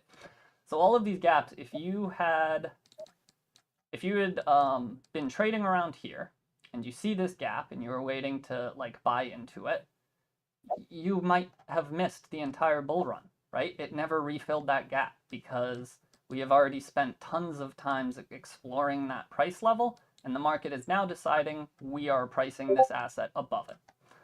Same here. This one would be a little sketchier because here we didn't quite chew into it much, but somewhat similar. If we're having these really big leg ups, they don't always get filled, right? If I could go farther back in time here, there'd be more examples of it down here, where when Bitcoin first made its run to, in fact, how far does Bitcoin go back?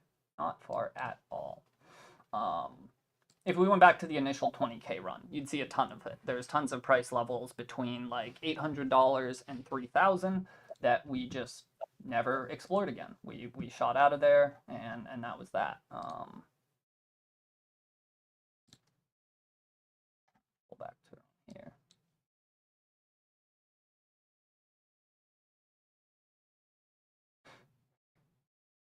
Although actually we had a decent chop on the way up, so in a way it didn't create that many gaps, but things were very different back then, obviously. So hopefully the reason I brought any of that up at all makes sense.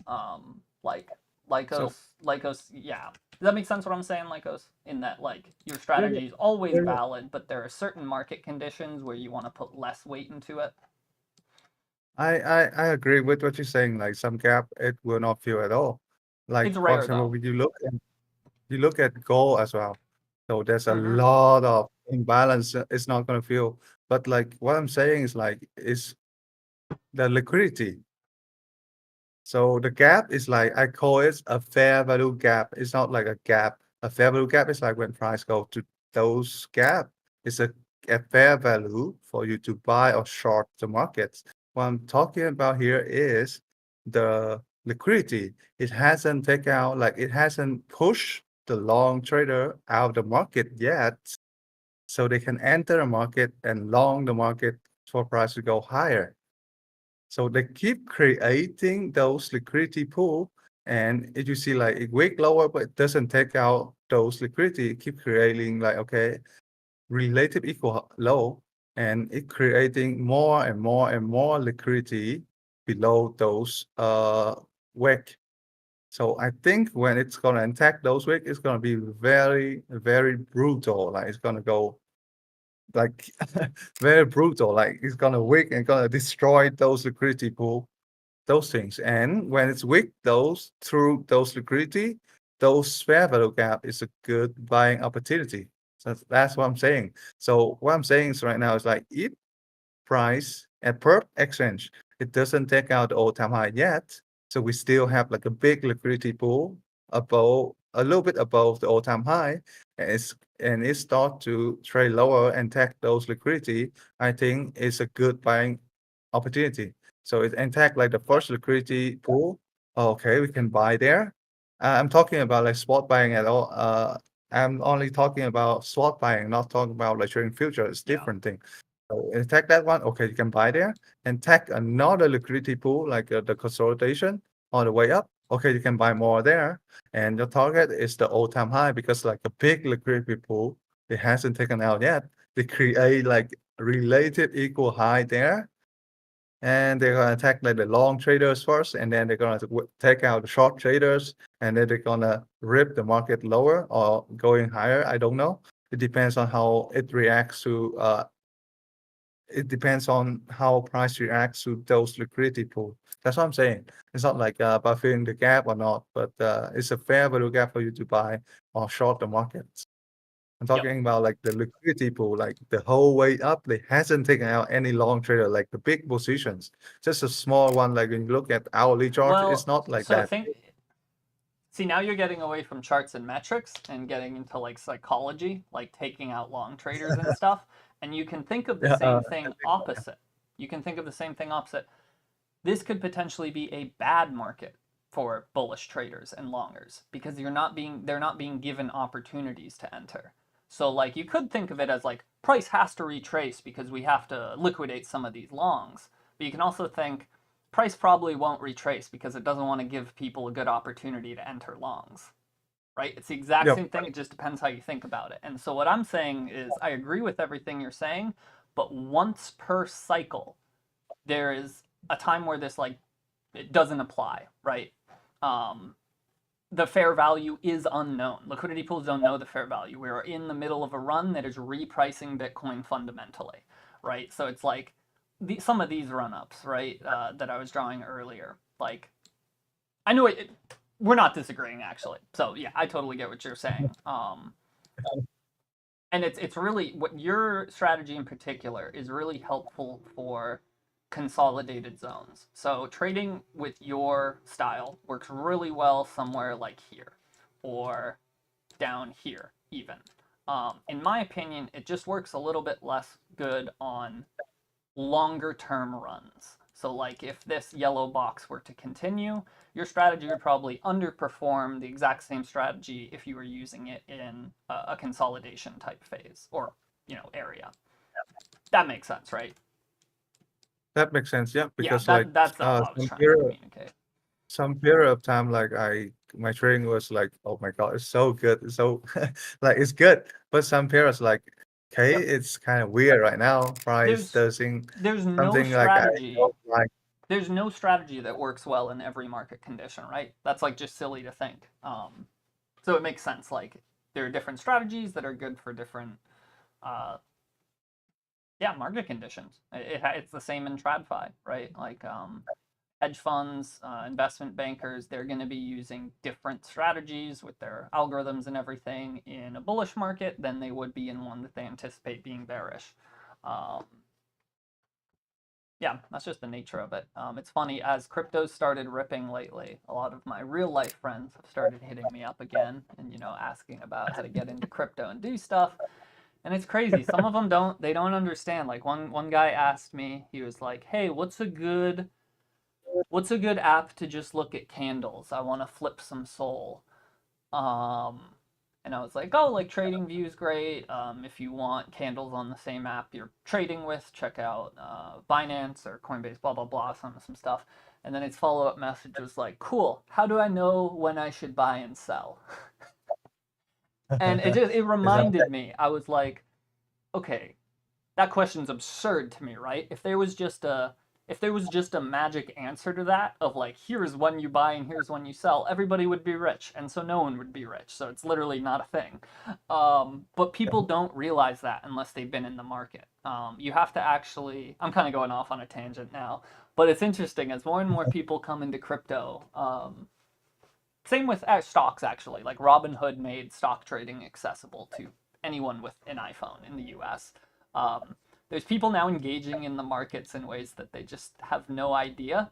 Um, and I think what connected that thought in my brain is like how even if you have a really good fleshed out strategy, like Lycos just spent a lot of time talking about with his, it's not always gonna work.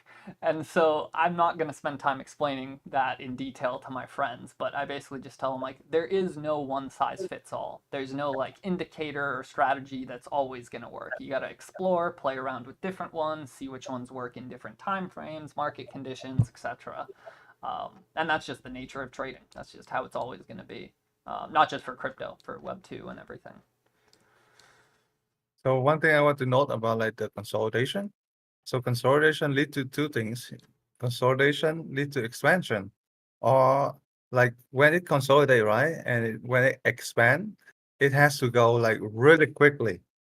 But when it consolidates and then it just expand, and it just like not quickly, but like it take out the liquidity, like consolidation, right? We have two sides of the consolidation, like the short liquidity and the people who long liquidity right below it.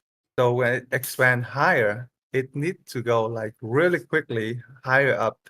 But if like it go higher and then it's go lower immediately, I'm thinking, okay, it's gonna expand lower from the consolidation. So yeah. Yeah. So Yep. when you look So we can look at daily, like the one that you draw, right? The consolidation, expand higher, then it's gonna go like fast, like higher, higher, higher. Yeah. It's not gonna like go higher and then like it's gonna So fuck like around. I Sorry, like dance around, and then yeah, I doubt this is what's gonna happen because it's too clean. to happen 3 times in a row. But like kind of what Leica was saying, which is fast up, then consolidation. It's basically like he's describing like a bull flag and a bull pennant and why those trading indicators are as commonly used Oh, as they are, right? So like look at what I'm trying to illustrate here is the so the time of like a rise is, let's see, so that rise was 1 day and 18 hours, whereas the time of the consolidation 11 days, right?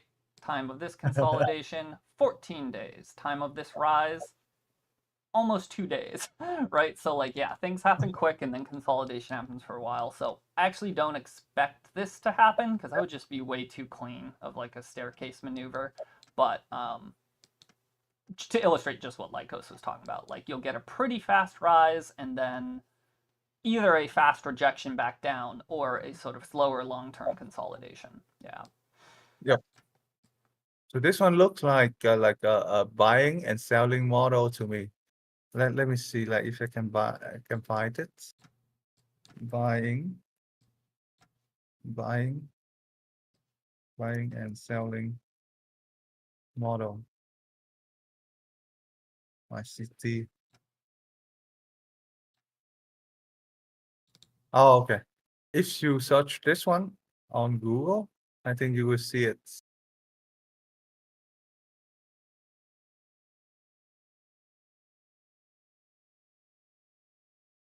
I think it looks very similar. What's happening right now? Consolidating, expand higher, consolidating, expand higher, I've not heard of and then this. it's gonna. Jimmy, are you there? Yeah. Can you hear me? Oh, your just stream freeze. Oh, weird. Let's fix that. There we go. Right. Think stream good. Uh, can you see it? Skumo? Can you see the screen, the stream?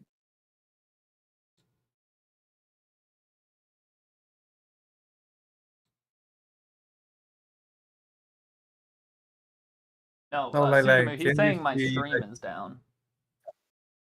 But Lycos, you might just need to click somewhere in Discord to unfull screen yourself, oh, I see it maybe? now. Yeah, okay, Sorry. cool.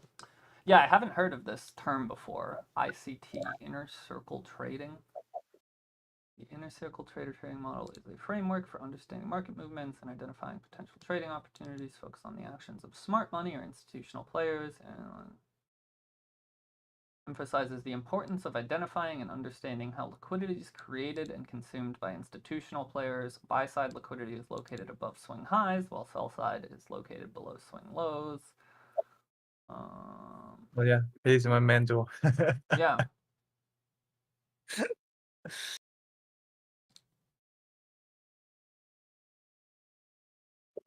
Interesting. I didn't know there was a name for this. I thought this was just the default way you look at markets. This is just how I see markets when I look at them by default. I didn't know this was a particular strategy. Huh. Well, I guess it's not so much a strategy. It's more of a The buying and selling model or selling and buying model is like a completely different strategy as well. From it's like an expansion of my trading model, something like that. yeah. Yep. Interesting. Okay. Cool. You got anything else, Lycos? If not, I think I'm gonna move on to some of our news for the week, assuming we have some. I'm done. Cool. Cool. Cool. Cool. So at least the second half of your presentation there will be available on YouTube. I started recording when I joined in. Oh no. I can trim it out if you don't want to be. Uh, Your call. You can let me know. It's okay, but like I didn't do well. I, I think for people who are new and not sure what they're doing, anything's better than nothing, right? Um, Uh, yeah, you're right. yeah. No, I think also, I think my biggest tip about trading in general, or just biggest Web3 marketing tip, is trying to listen and learn to and from everywhere you can. So maybe someone listening to this is a pretty active trader, not like a new one, and you're thinking, oh, I don't really like Lycos's strategy, or of the times I've done the stream, not a huge fan of Timmy's strategy. I think my own is better. That's totally fine. But still, like, it's super helpful. My trading strategy, for example, is an aggregate of everyone I've ever learned from, right? Little bits and pieces of what's working for them, things that they describe that really click in my head, even if other parts don't. So, like Lycos, I'm not about to start using your exact strategy for trading, but each time you talk about it and I look in on your daily charts all the time, I think it slowly builds in the head as like just more and more tools for me to use while trading, right? I might be randomly looking at a chart one day and my brain just might see something and go like, oh, that's a perfect example of like Lycos's fair market gap strategy. Like I might bid into that. Um, so yeah, I think almost everyone except for new people or people who are LARPing about knowing how to trade have something really valuable to offer. You don't need to listen to a strategy on YouTube or someone like Lycos speak with the intention of, okay, I'm going to try out this exact strategy. That doesn't need to be the goal. It should be, where does their strategy come from? What are the sort of fundamental reasons why it might work? What kind of psychology implications are they using? Like bits and pieces, try and divide it, see what works for you, and eventually you'll create your own strategy for trading, or many, that are, I don't know if people know the word amalgamation, because I know not a lot of English speakers. It's just a word that means a combination of a bunch of things. So my mindset in trading is all of the different people I've watched on YouTube, everyone I've learned from on TradingView, all the friends I've made in the market, all of their tips and strategies kind of merged together into my own custom market mindset, I agree. right? Yeah, Yep, that's very true. I learned the basics from my mentor, and then I explore everything else on my own. And exactly. then like I learned like the entry model, like I take out the critical and then market structure ship, right? And then I apply it on myself, like not from my mentor. Like I apply it on okay on That's monthly, actually on weekly, a on perfect daily. example. Yeah. Like Like just keep expanding, expanding, you got a expanding. fundamental starting point strategy from your mentor, but then as you learned more and more, you tweaked it to be more of your own and more customized to what you think makes sense. Yep, I totally agree. Hell yeah. It has to be like everyone has the different. That's why like people keep saying like everyone has their own trading system because like you expand it, the more you learn from the market. Yep. Yep. I also just think markets and trading is a super fascinating thing because it's so complex. And the whole idea of thinking about the free market like a living entity on its own, I completely believe that, and that's how I think of everything. Like when I look at a chart, especially a zoomed out one, I'm almost thinking of it like it's a thing. Like I know this sounds weird, but I'll be thinking of Bitcoin like it's a living entity that clearly like doesn't want to go higher right now or clearly is looking to consolidate, and it's because of this concept of the free market that I just find fascinating, where when millions and millions of people come together to interact with something, which is what happens in trading markets, it's kind of like each person is a neuron, and as a whole the market is a brain. It's its own entity. It's like the average decisions of everyone participating weighted by how much money they have. um I don't know, that Yeah, somehow connects to like learning from everyone that you talk to and meet, because it's infinitely complex, right? There is no magic answer for trading a market. There is no magic uh, perfect technical indicator, because it's a complex, evolving, living thing, and therefore I always try and figure out as many different I, ways to think about that thing as possible from people like you. Yeah, like this just not 100% in trading at all.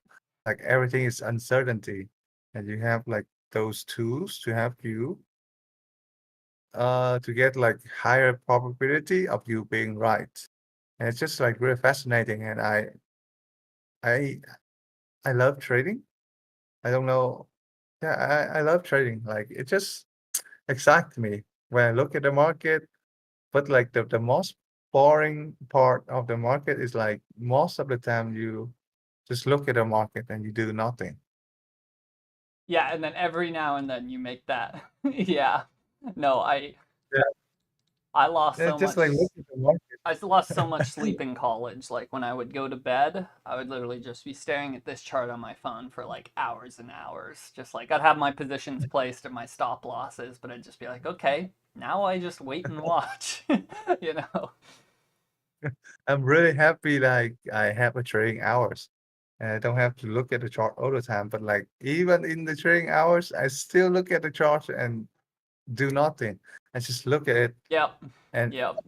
to be honest, like when you do TA, it's really fun to do and excite you to do.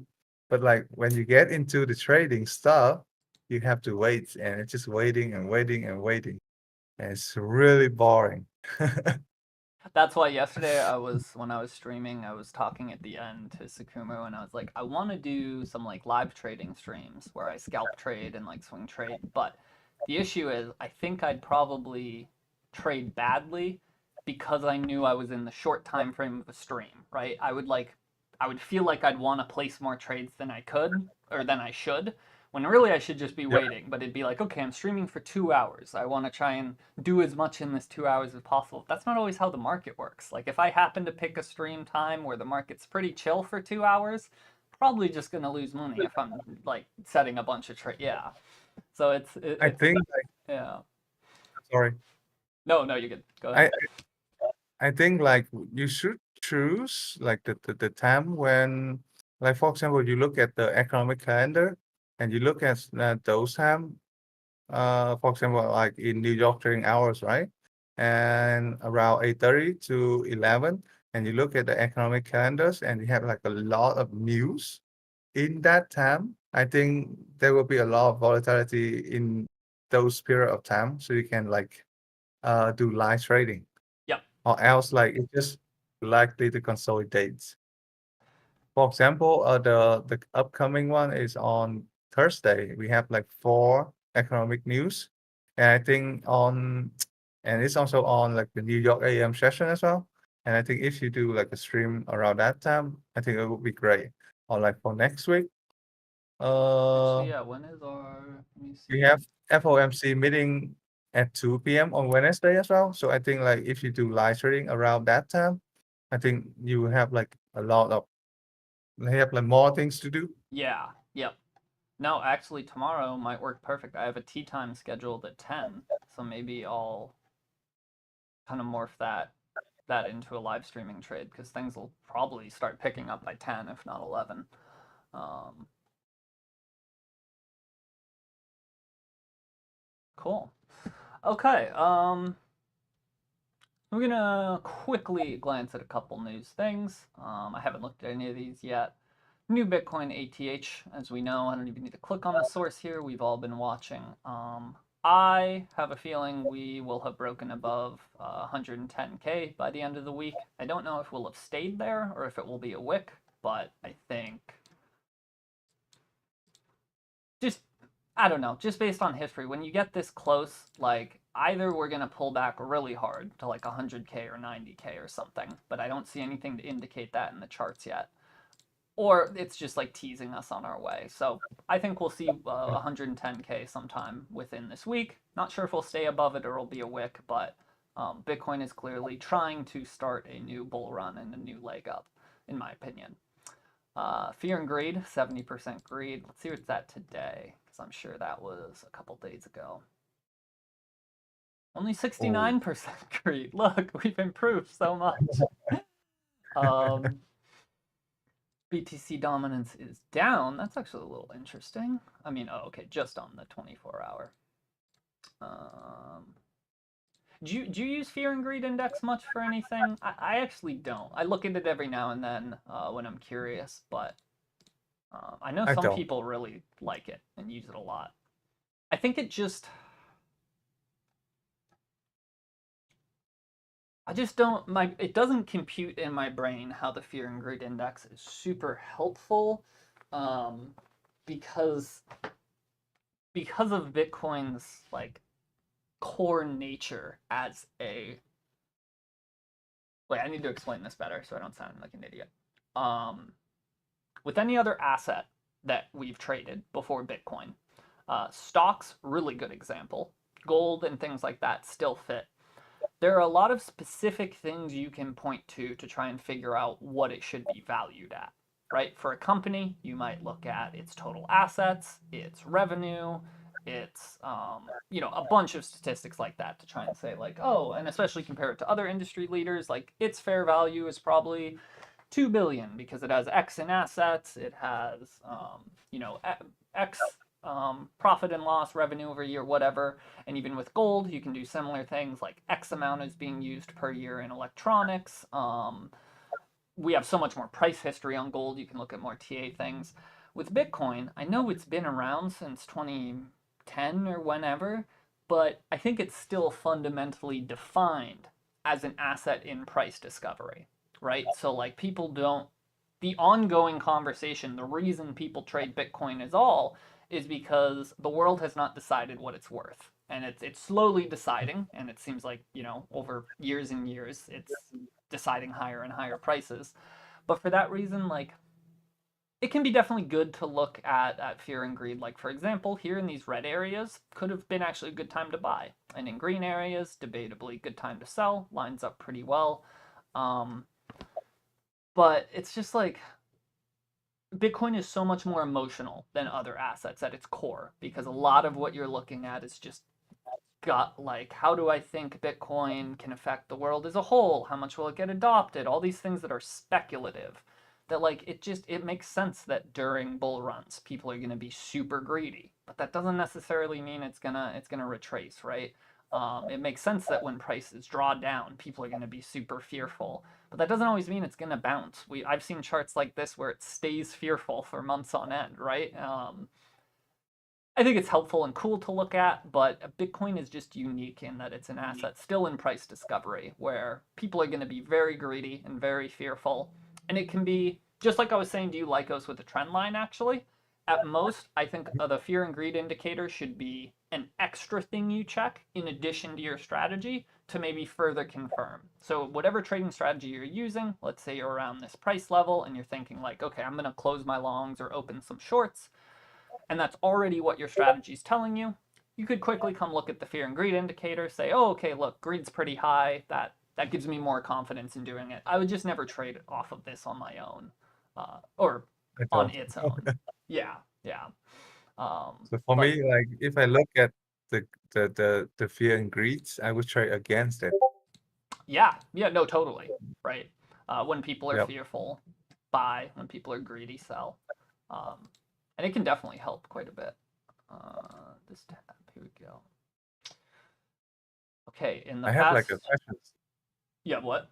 Like, do you think silver is gonna catch up to gold? Like when we use more silvers in creating battery and we like just on the trend, like we Um, create like more electric cars and stuff like that. And silvers might have a chance to so I expand think much more than gold. I'm double checking myself right now. There's this thing I read about. Yeah, okay, so I'm glad I checked. Well, no, I was right.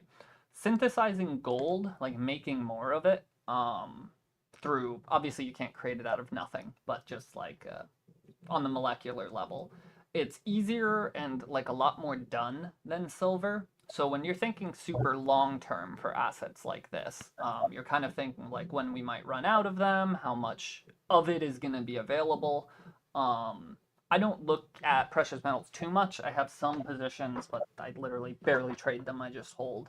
Um, but for the most part, I think silver does have an explosive chance, just because tech, like you're saying, in general, is getting more and more dominant. More and more industries have to do with tech and computer chips. And there is actually a lot of things, and I say things to be general on purpose, everything from like little tiny pieces of batteries to circuit boarding stuff. They're using silver and one other metal, I forget which, in addition to gold. So yeah, I could see Um, silver definitely blow up because it's harder to get more of. I don't think we've done nearly as much research into like asteroid mining as people think we have. I still think that's quite a ways off, us getting gold and silver from asteroids. But let's quickly let me just look at both of the charts real quick because I haven't in a while.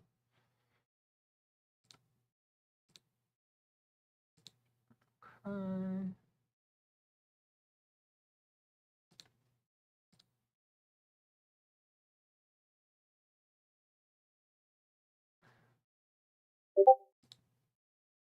I crazy or does that sort of looks like well, not really. It's like kind of looks like the Litecoin chart, which is funny because they always call Litecoin the silver to Bitcoin's gold, but not really. It doesn't really look like it. Let's see. Um, yeah, I think it's totally possible. In fact, it somewhat looks like we're even setting up for it, right? You could maybe consider where we are on silver to be similar to like right here on gold, right? Where like we've had our run up, we've had a bit of like a cup, and now we're starting to retest. But I don't do enough fundamental research into these to speak too confidently. Um, I say like in the long term, like very long term, silver might have a chance like to expand a lot, but I don't think it's gonna expand more than gold. But well, it like depends gonna what you be mean like by expand. Are you talking percentage wise, total value, like? so for example, in a bull run for commodity, silver might expand much more than gold. Not like higher than gold, but like in terms of percentage. Yeah. Okay. Yeah. Definitely possible. Actually, Because more let's just demand. take a quick look. So let's look at this prior high on gold. Actually, wait, what do I have for tools on this site? Not much. Okay, so prior high of about say 176 down to 1136. What is the difference there as a percentage? That's like a 20-30% drop, something like that, I think.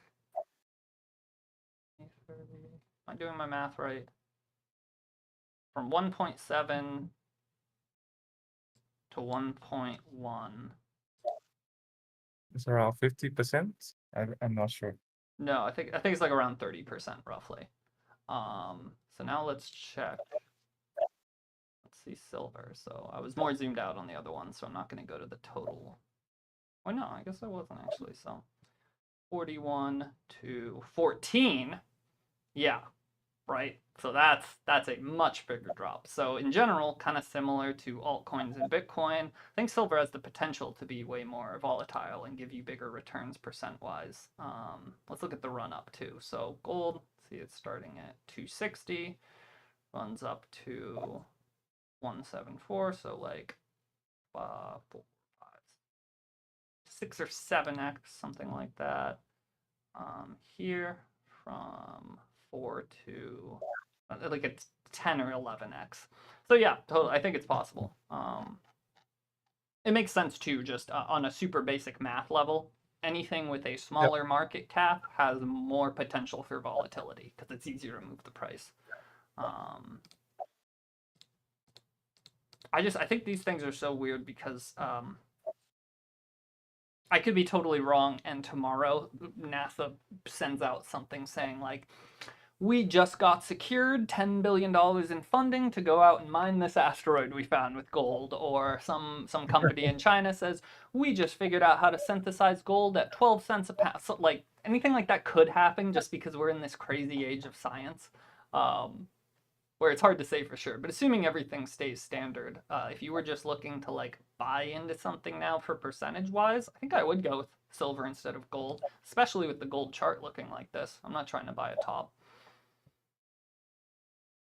Yep. Yeah. Because like when you go online on YouTube and stuff like that, people always tell you to buy gold, but not Okay, many people to you know tell what you I to buy made? silver. You know what I made more money on than almost any crypto, at least given the time frame? A different metal called palladium. Oh, I got super lucky. I had no idea what the fuck it did or anything like that. Um, wait, what am I even looking at right here? Palladium. Okay, yeah, this is more or less it.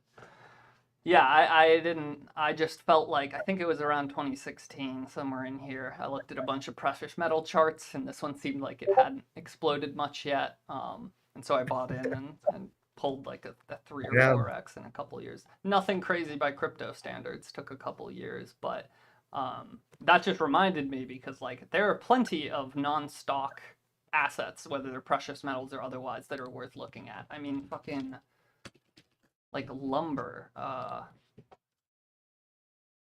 should I do? Let's see, lumber.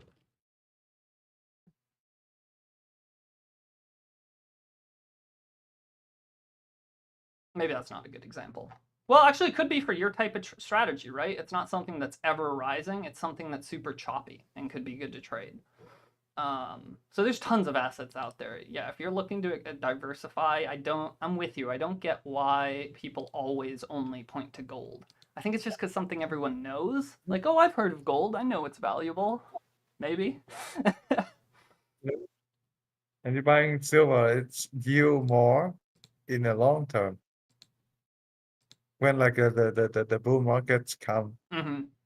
Yeah, no, I think So it makes sense. yeah, Most people don't even know that like silver's used in electronics, even though it's being used more and more. So like, there's all these psychological things too of like right now gold has a lot of focus because people are like, A, it's been like the world's reserve value asset for forever, and B, we're also using it in our number one biggest worldwide industry, which is electronics. And people don't quite think the same way about silver yet. I think because of like when you buy gold, it's a small amount, but it value a lot.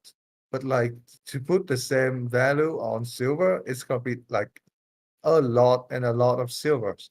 So if you go to a store and you buy like a piece of gold, okay, you buy it's small, you can carry it. But like when you buy silver, you have to have like a car, like or a trucks to carry a bunch of silvers. Something like that. I actually don't know. I know there's that reminds me of this one story where a couple years ago during the COVID crash, or maybe it wasn't. I don't know if it was COVID or something else, but there was a crazy market crash. You probably remember this, I'm sure. When oil was trading negative. Do you remember this? I don't. Okay, so I heard about it. insane. Oil was trading negative, meaning like a barrel of oil, someone would pay you to take it. Let's pull up the oil chart actually. Uh, That's crazy. it gets way crazier. So see, Holy it's shit. funny. A lot of these charts aren't set up to show negatives. So like it doesn't even show right on a lot of these. Uh, yeah. So this ended up going negative for like a day, like literally negative price. And some average-ish investor, someone like me, not a company, bought a Yep. fuckload of oil because they knew oil is worth a lot of money, not fucking negative. And so he thought he was making a genius move, right? He was like, I'll sell it when it goes back up. This motherfucker got a call the week later saying, yes, where would you like us to deliver your 10,000 barrels of crude oil?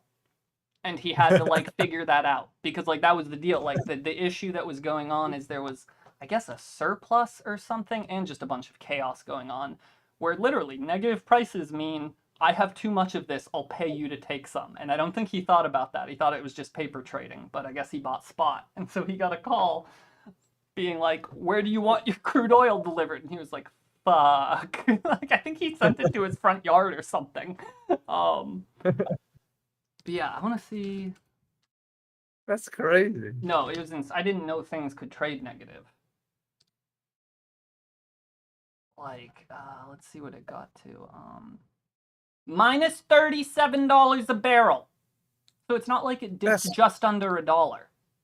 It like, yeah, this was insane. What caused this again? Let's see. Demand for oil has all but dried up as lockdowns across the world have kept people inside. So it was COVID. People just weren't using gas for things. so they pay you money to buy oil from them.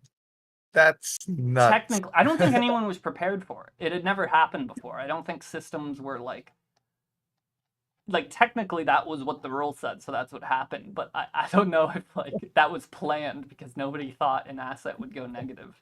And it shouldn't have. Uh, It's not like there was no demand for oil. It was really just cascading liquidations, fear and panic, and just an insane time where COVID made it feel like anything's possible, you know? yeah, it's just rip like the COVID. It's just crazy. And insane. Unemployment rate is just through the roof. Like imagine Yeah, it's that's nuts. You know, when we say crypto is full of rugs and stuff, at least a crypto coin can't go negative. crazy. Oh my gosh. So yeah, that's something that happened that's like a piece of financial history. In fact, I wonder if I can find guy buys crude oil at negative price physical. Man, let's see if I can find this story. Oh, it happened to 9 traders, maybe? Actually, it makes sense it wasn't just one person, actually, yeah. I'm not paying shit. But yeah, no, actually this blurb, I think, so. A guy called Cuddles and 8 of his pals. Yeah, they made a fuckload of money, as you can see. 660 mil. I don't even know if that's who I was thinking of, actually. Let's see, what was this person saying? I bought oil at negative 32 yesterday and made 26 grand, sort of. I bought a few contracts yesterday at the low tick of negative 32. Started taking profits as it rose, but let one single contract run up to negative 4. Wow, so he didn't even sell in the positive. My single contract liquidity became worth over $26,000. The best part, there is no liquidity now since the contract expires and I can't close this position. Oh, wow. Damn. The one thing like to pay attention in TradFi is like when you trade futures, it has contracts. Yeah. Oh, wow, look at this. Praise to the autism gods. I was able to exit my trade due to someone else entering the market and buying my contract. No way.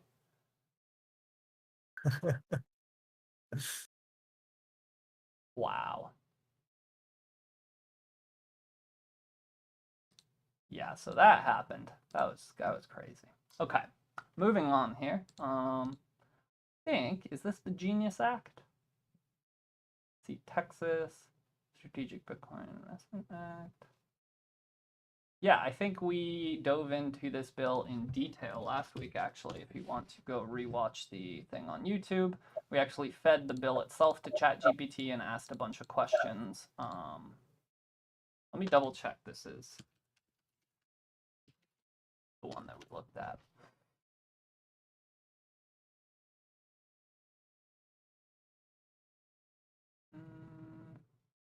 Wait, maybe this is a different one. Maybe this is a different one. Texas.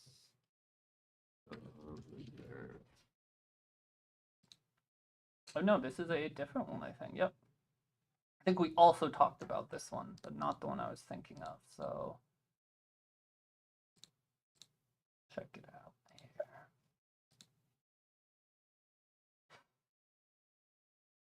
here. Members, this bill embraces digital innovation, and by allowing Texas to prudently invest in Bitcoin, it will give us another option in our investment strategy toolkit. I move passage. Members, the question occurs on passage to third reading of Senate Bill 21. A record vote has been requested. The clerk will ring the bell. Should Mr. Capriglione voting God, aye? we had an Mr. option. Oliver voting aye. Ms. Garcia voting aye. Ms. Bowers voting aye. That was L. Garcia, by the way. Mr. Toth voting aye. And one go sold. Have all members voted? Sold. There being 105 ayes, 23 nays, Senate Bill 21 passes to third reading. Thank you, Mr. Speaker. Members, this bill. So I think there's actually like 3 more steps, but usually when a bill gets this far, it's probably going to get through. So I believe this is the bill that basically says Texas will build a state. Let's look it up. Texas bill. SB 21.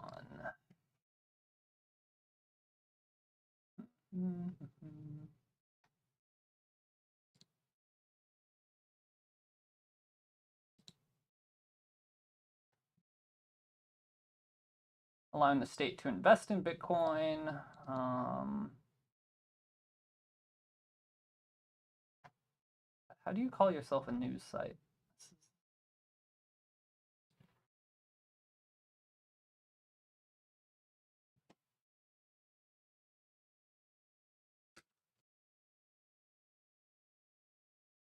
Here we go.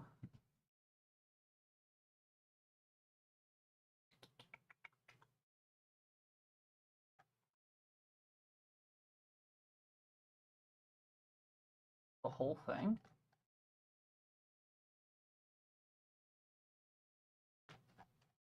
Seems very short for a bill. I was going to feed this to ChatGPT, but you can just read this. It's pretty short. Okay, so this bill is relating to the establishment of a Texas strategic Bitcoin reserve for the purpose of investing, blah, blah, blah, may be cited, it's amended by, or following. Okay, so this is actually kind of important. They're defining Web3 terms.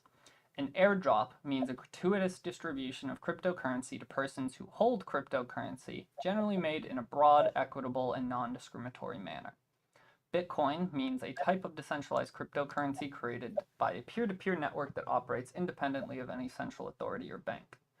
Cold storage means a method of storing private keys required to engage in transaction involving cryptocurrency that A, has a nexus to a secure physical location, B, is protected from unauthorized access, and C, is isolated from any internet network.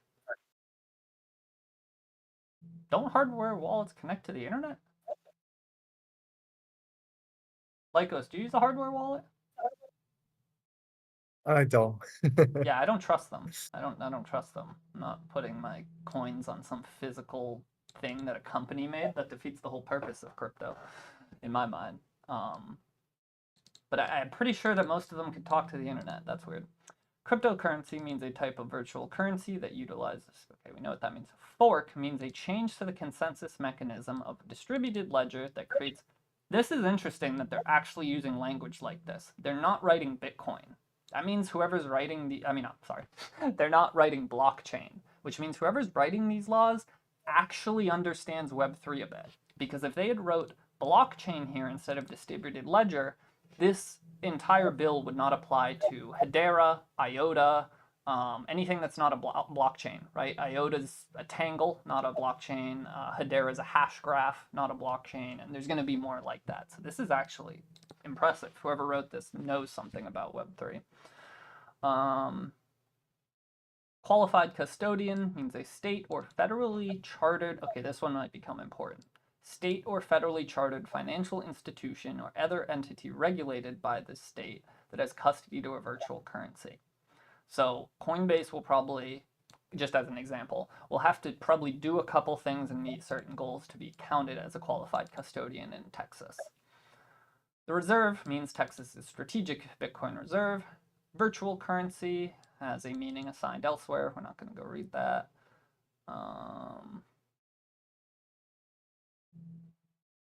Okay, some previous legislation that they talked about and discussed in the House finds that Bitcoin and other cryptocurrencies are assets with strategic potential for enhancing the state's financial resilience. Bitcoin and other cryptocurrencies can serve as a hedge against inflation and economic volatility. And that 3, the establishment of a strategic Bitcoin reserve serves the public purpose of providing enhanced financial security to residents of this state. Interesting to hear this kind of language coming from the government now. Okay, the fund is established as a special kind of fund outside of the state treasury. The comptroller has custody of and shall administer and manage the reserve. Comptroller is this weird government position we have here in America. I don't know if you have it in other countries. I couldn't even tell you what they do. It's very It's one of these things you hear all the time, but nobody knows what they do. Okay, what I want to know. Okay, the reserve consists of money transferred or deposited to the credit of the reserve by legislative appropriation. So they could pass a bill in the future that might say this much money from our budget should go to the Bitcoin reserve this year. Could also come from revenue that the legislature, by general law, dictates for deposit to the credit of the reserve. So similar to Trump's countrywide Bitcoin reserve he was talking about, we looked into that on stream. We looked into the details, and basically it said that Bitcoin reserve would be funded by excess government revenue. Like, I'm super consolidating here. So basically, we would never do anything, right? We run the deficit. We never have extra revenue, so it wouldn't actually buy any Bitcoin.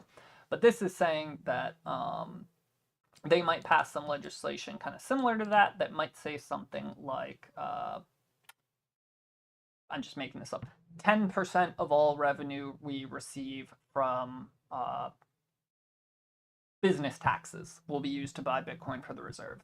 They can pass stuff in future that specifies what funds this treasury, how money gets put into it. And then 3, the third way that the reserve consists subject to blah, blah, blah, blah, blah. Not that helpful. Not that helpful. Investments and well, just seeing if there's anything we care about. Legislature may appropriate funds. Okay. The legislature may approve funds to deposit into the reserve, buying Bitcoin for the purposes of investing in Bitcoin or other cryptocurrencies and administering or managing the reserve. Okay, so that means that the payments for the people that might work on and manage this thing will come from the reserve itself. They may appropriate funds from it to pay for the administrating and managing of the reserve. That makes sense. The comptroller may spend Bitcoin or other cryptocurrency in the reserve or use the net proceeds from the sale of Bitcoin to pay the reasonable cost associated with administrating and managing. Okay.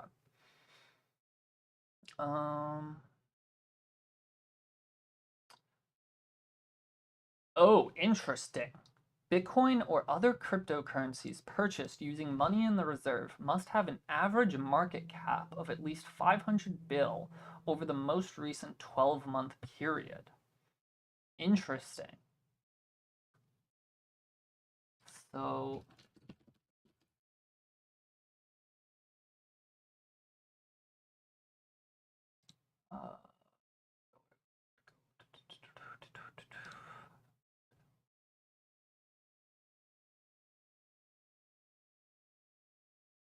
so literally nothing but Bitcoin yet. Nothing else fits that market cap. 300 mil or 300 bill. So I guess they're wording it this way so that in the future, if a coin like ETH or a stable coin, or they wouldn't do it with stable coin, if ETH or Solana or something were to have an average 12-month market cap of 500 bill or more, then they would consider adding it alongside Bitcoin. Interesting.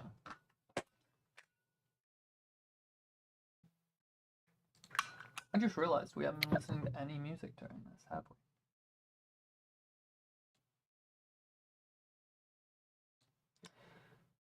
Okay, anything else interesting? What I was mainly curious in reading this is how they're going to fund the reserve. And we already read through that part, and it's basically not specified yet. Basically, this is the bill for setting up the reserve, and then there'll probably be future legislation for what should fund it, how money is allocated to buy Bitcoin. Interesting. If the comptroller determines it's in the best interest of the reserve, the comptroller may use derivatives as well as engage in the staking of qualified assets in the reserve if the state treasury retains legal ownership of the assets and the staking is conducted using a third-party solution, and loan digital assets in the reserve acquired as an investment. What? May. Oh, interesting. So they can loan the Bitcoin in the reserve. Okay. So they will use like Web3 applications. Yeah. Yes. Like, it seems like that's, unless they mean like Coinbase by this, maybe, like as a third-party staking service, someone like them. But yeah, no, it sounds like they might actually use this reserve in with DeFi. Maybe not with Bitcoin, but in the future when like ETH or something else gets in there.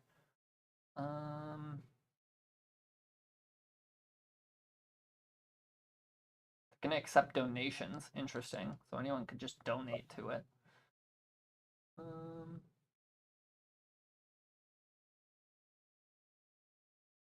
The comptroller may establish a recognition program to publicly honor a donor who makes significant contributions of Bitcoin or other cryptocurrency to the reserve. That's kind of weird. That would be part of the legislation. Like, interesting.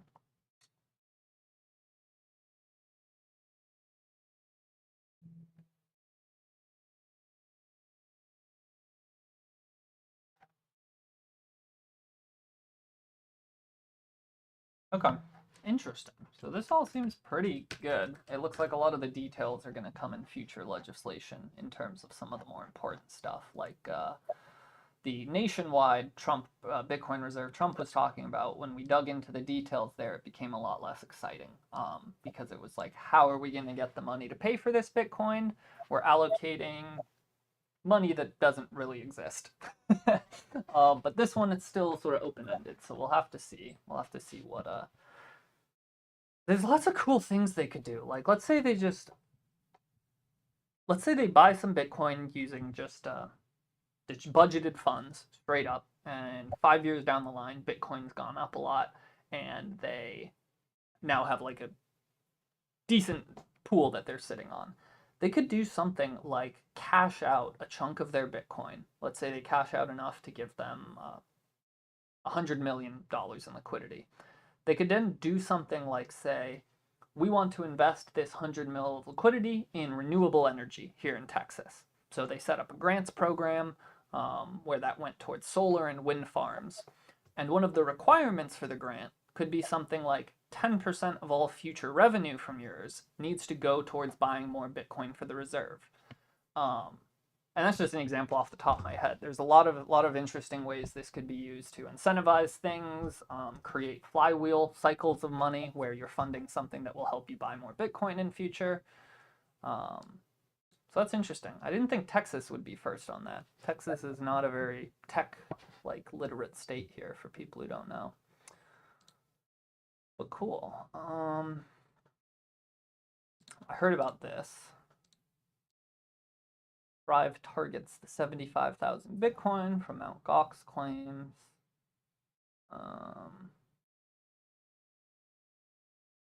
I don't think they're alone. I think a lot of people want the Gox coins because they can get them at a discount, basically. Although that might be the largest amount I've seen one entity looking to acquire.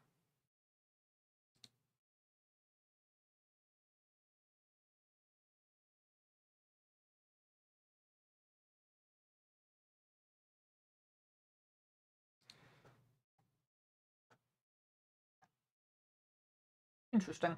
Don't have too much insight on this or anything interesting to say. I think these are good news articles to keep people up to date with what's going on. But this actually isn't necessarily market moving in any way, really. Like the Mt. Gox coins have been factored into the equation in some way for a long time.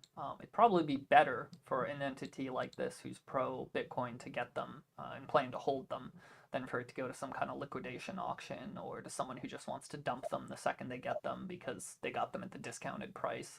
So this is bullish, if anything, because Strive is a pro crypto company. Obviously, probably will look to hold that Bitcoin. Crypto.com secured an EU license to offer crypto derivatives. I thought they already had that. Oh, good. Oh, for derivatives. Securities, derivatives, and more. Does that mean they're offering more than just Web3 stuff? Does that mean they might be offering normal securities and derivatives? Because that's cool if so. I think that would be a step towards TradFi and DeFi kind of merging, where now you're going to start seeing these apps like eToro and Robinhood were some of the first, where they let you trade both crypto and stocks. I wonder if we're going to see a continued move in that direction.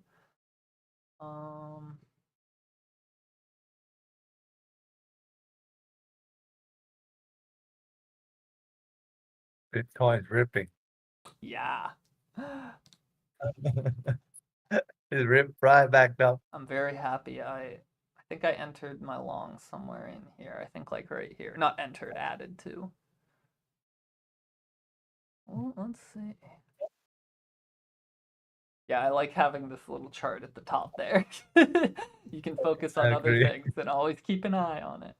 Also, it's a 15-second chart, so it's nothing I'd ever use for trading. It's just fun dopamine because so many candles are made so fast.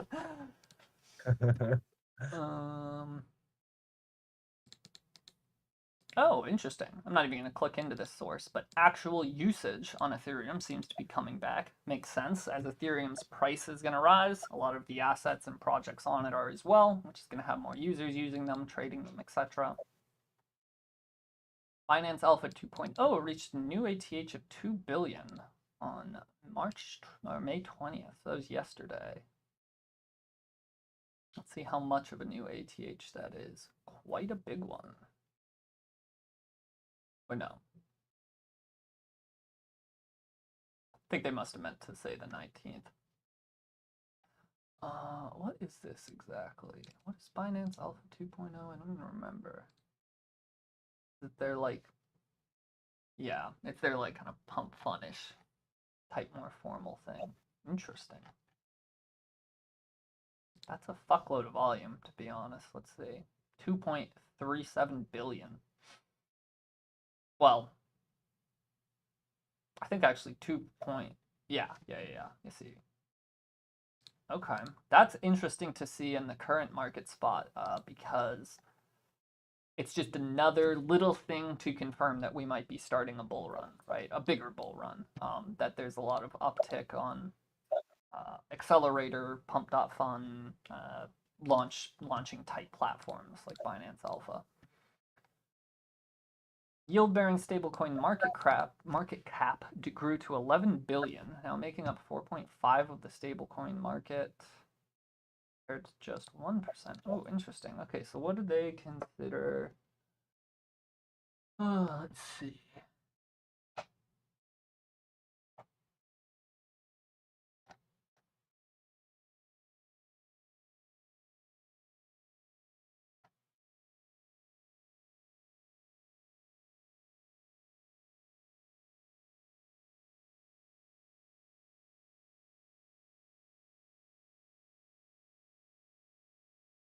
I haven't looked too much into these projects, so I don't have too much to say without talking out my ass. But it totally makes sense that stable coins that do a little bit more than just sit there are gaining popularity. It doesn't surprise me at all.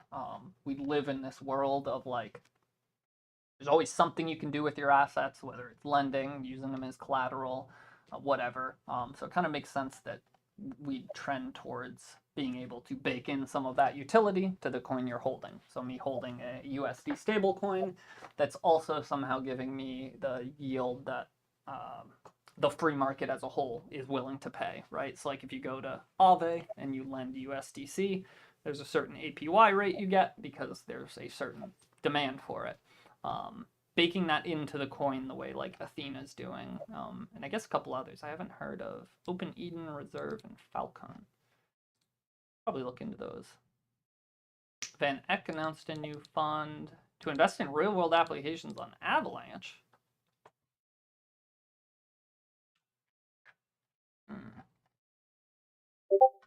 That's too big of a read for today.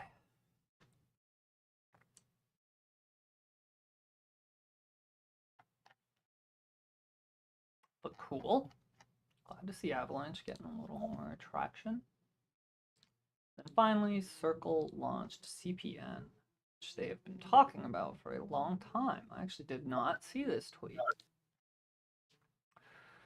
Circle's payment network is now mainnet is now officially live. Today marks a major milestone. Started as an idea, but with our first transactions already happening on CPN, it became a reality. Cross-border payments represent $190 trillion market. CPN is a blockchain-powered payments coordination protocol that allows banks and payment providers to exchange payment instructions securely and settle in real time using USDC on public blockchain. It's not just faster, it's programmable, transparent, always on. Mainnet participants include... Who are any of you guys? You all have less than 1,000 followers, except for you.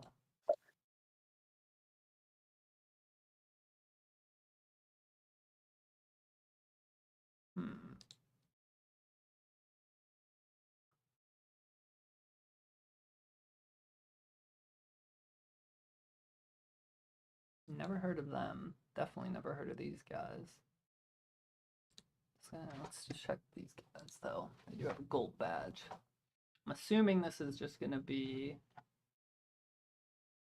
Yeah, okay, this is probably just...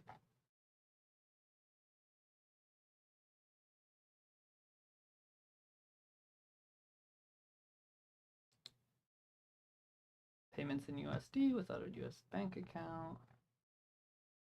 Your FX. Okay, interesting, interesting. We will have to see. It's interesting that this comes out now. I mean, it probably came out now just because it was done being built and being tested and such, ready for launch. But around the same time that they're in talks with selling themselves to Ripple or Coinbase. Curious to see how this plays out next to Ripple, Stellar, or even PayPal. He doesn't know. His name is Decoded XRP. You know Ripple's trying to buy them right now, right? Okay. I'm gonna spin down the stream here. I know I didn't do any charting today, but it's just been a really long stream already. I need to get up to lunch. I've basically been talking for the past 4.5 hours because I was in meetings before I joined here. So yeah, we're gonna spin this down for today. We'll have tea time tomorrow. Lycos, thank you so much for joining, my friend. I think it's Thank you always so good much, to Timmy. get some guests up on stage. If anyone seeing this now or later on YouTube want to join me in a future week and talk about their strategy the way Lycos did, feel free. Shoot me a DM and we can set that up. Other than that, yeah, make sure you are just following everything. Friday, we have a space. It should start after our Friday movie. So we'll probably all watch movie and then move over there. Tomorrow, we'll have a tea time stream. And, you know, like Lycos was saying, just because there is potentially a lot of volatility tomorrow, maybe we'll do a little trading as part of it. Let's go. Yeah.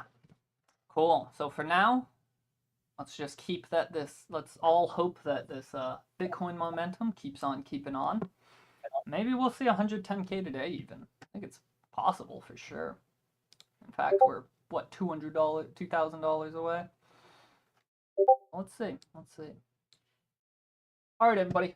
Obio, thanks for joining the stream. We'll talk to you tomorrow. Lycos, thanks for joining. And everybody have a good day. Trade safe.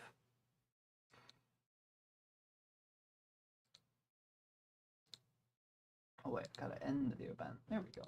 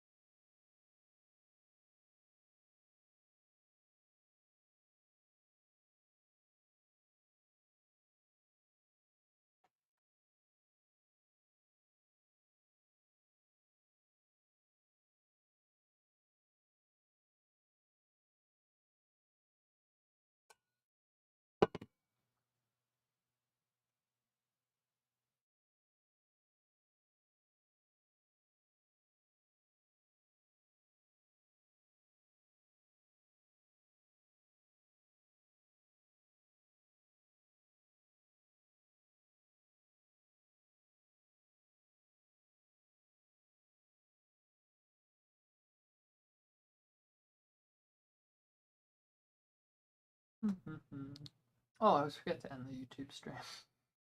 Peace, everyone on YouTube.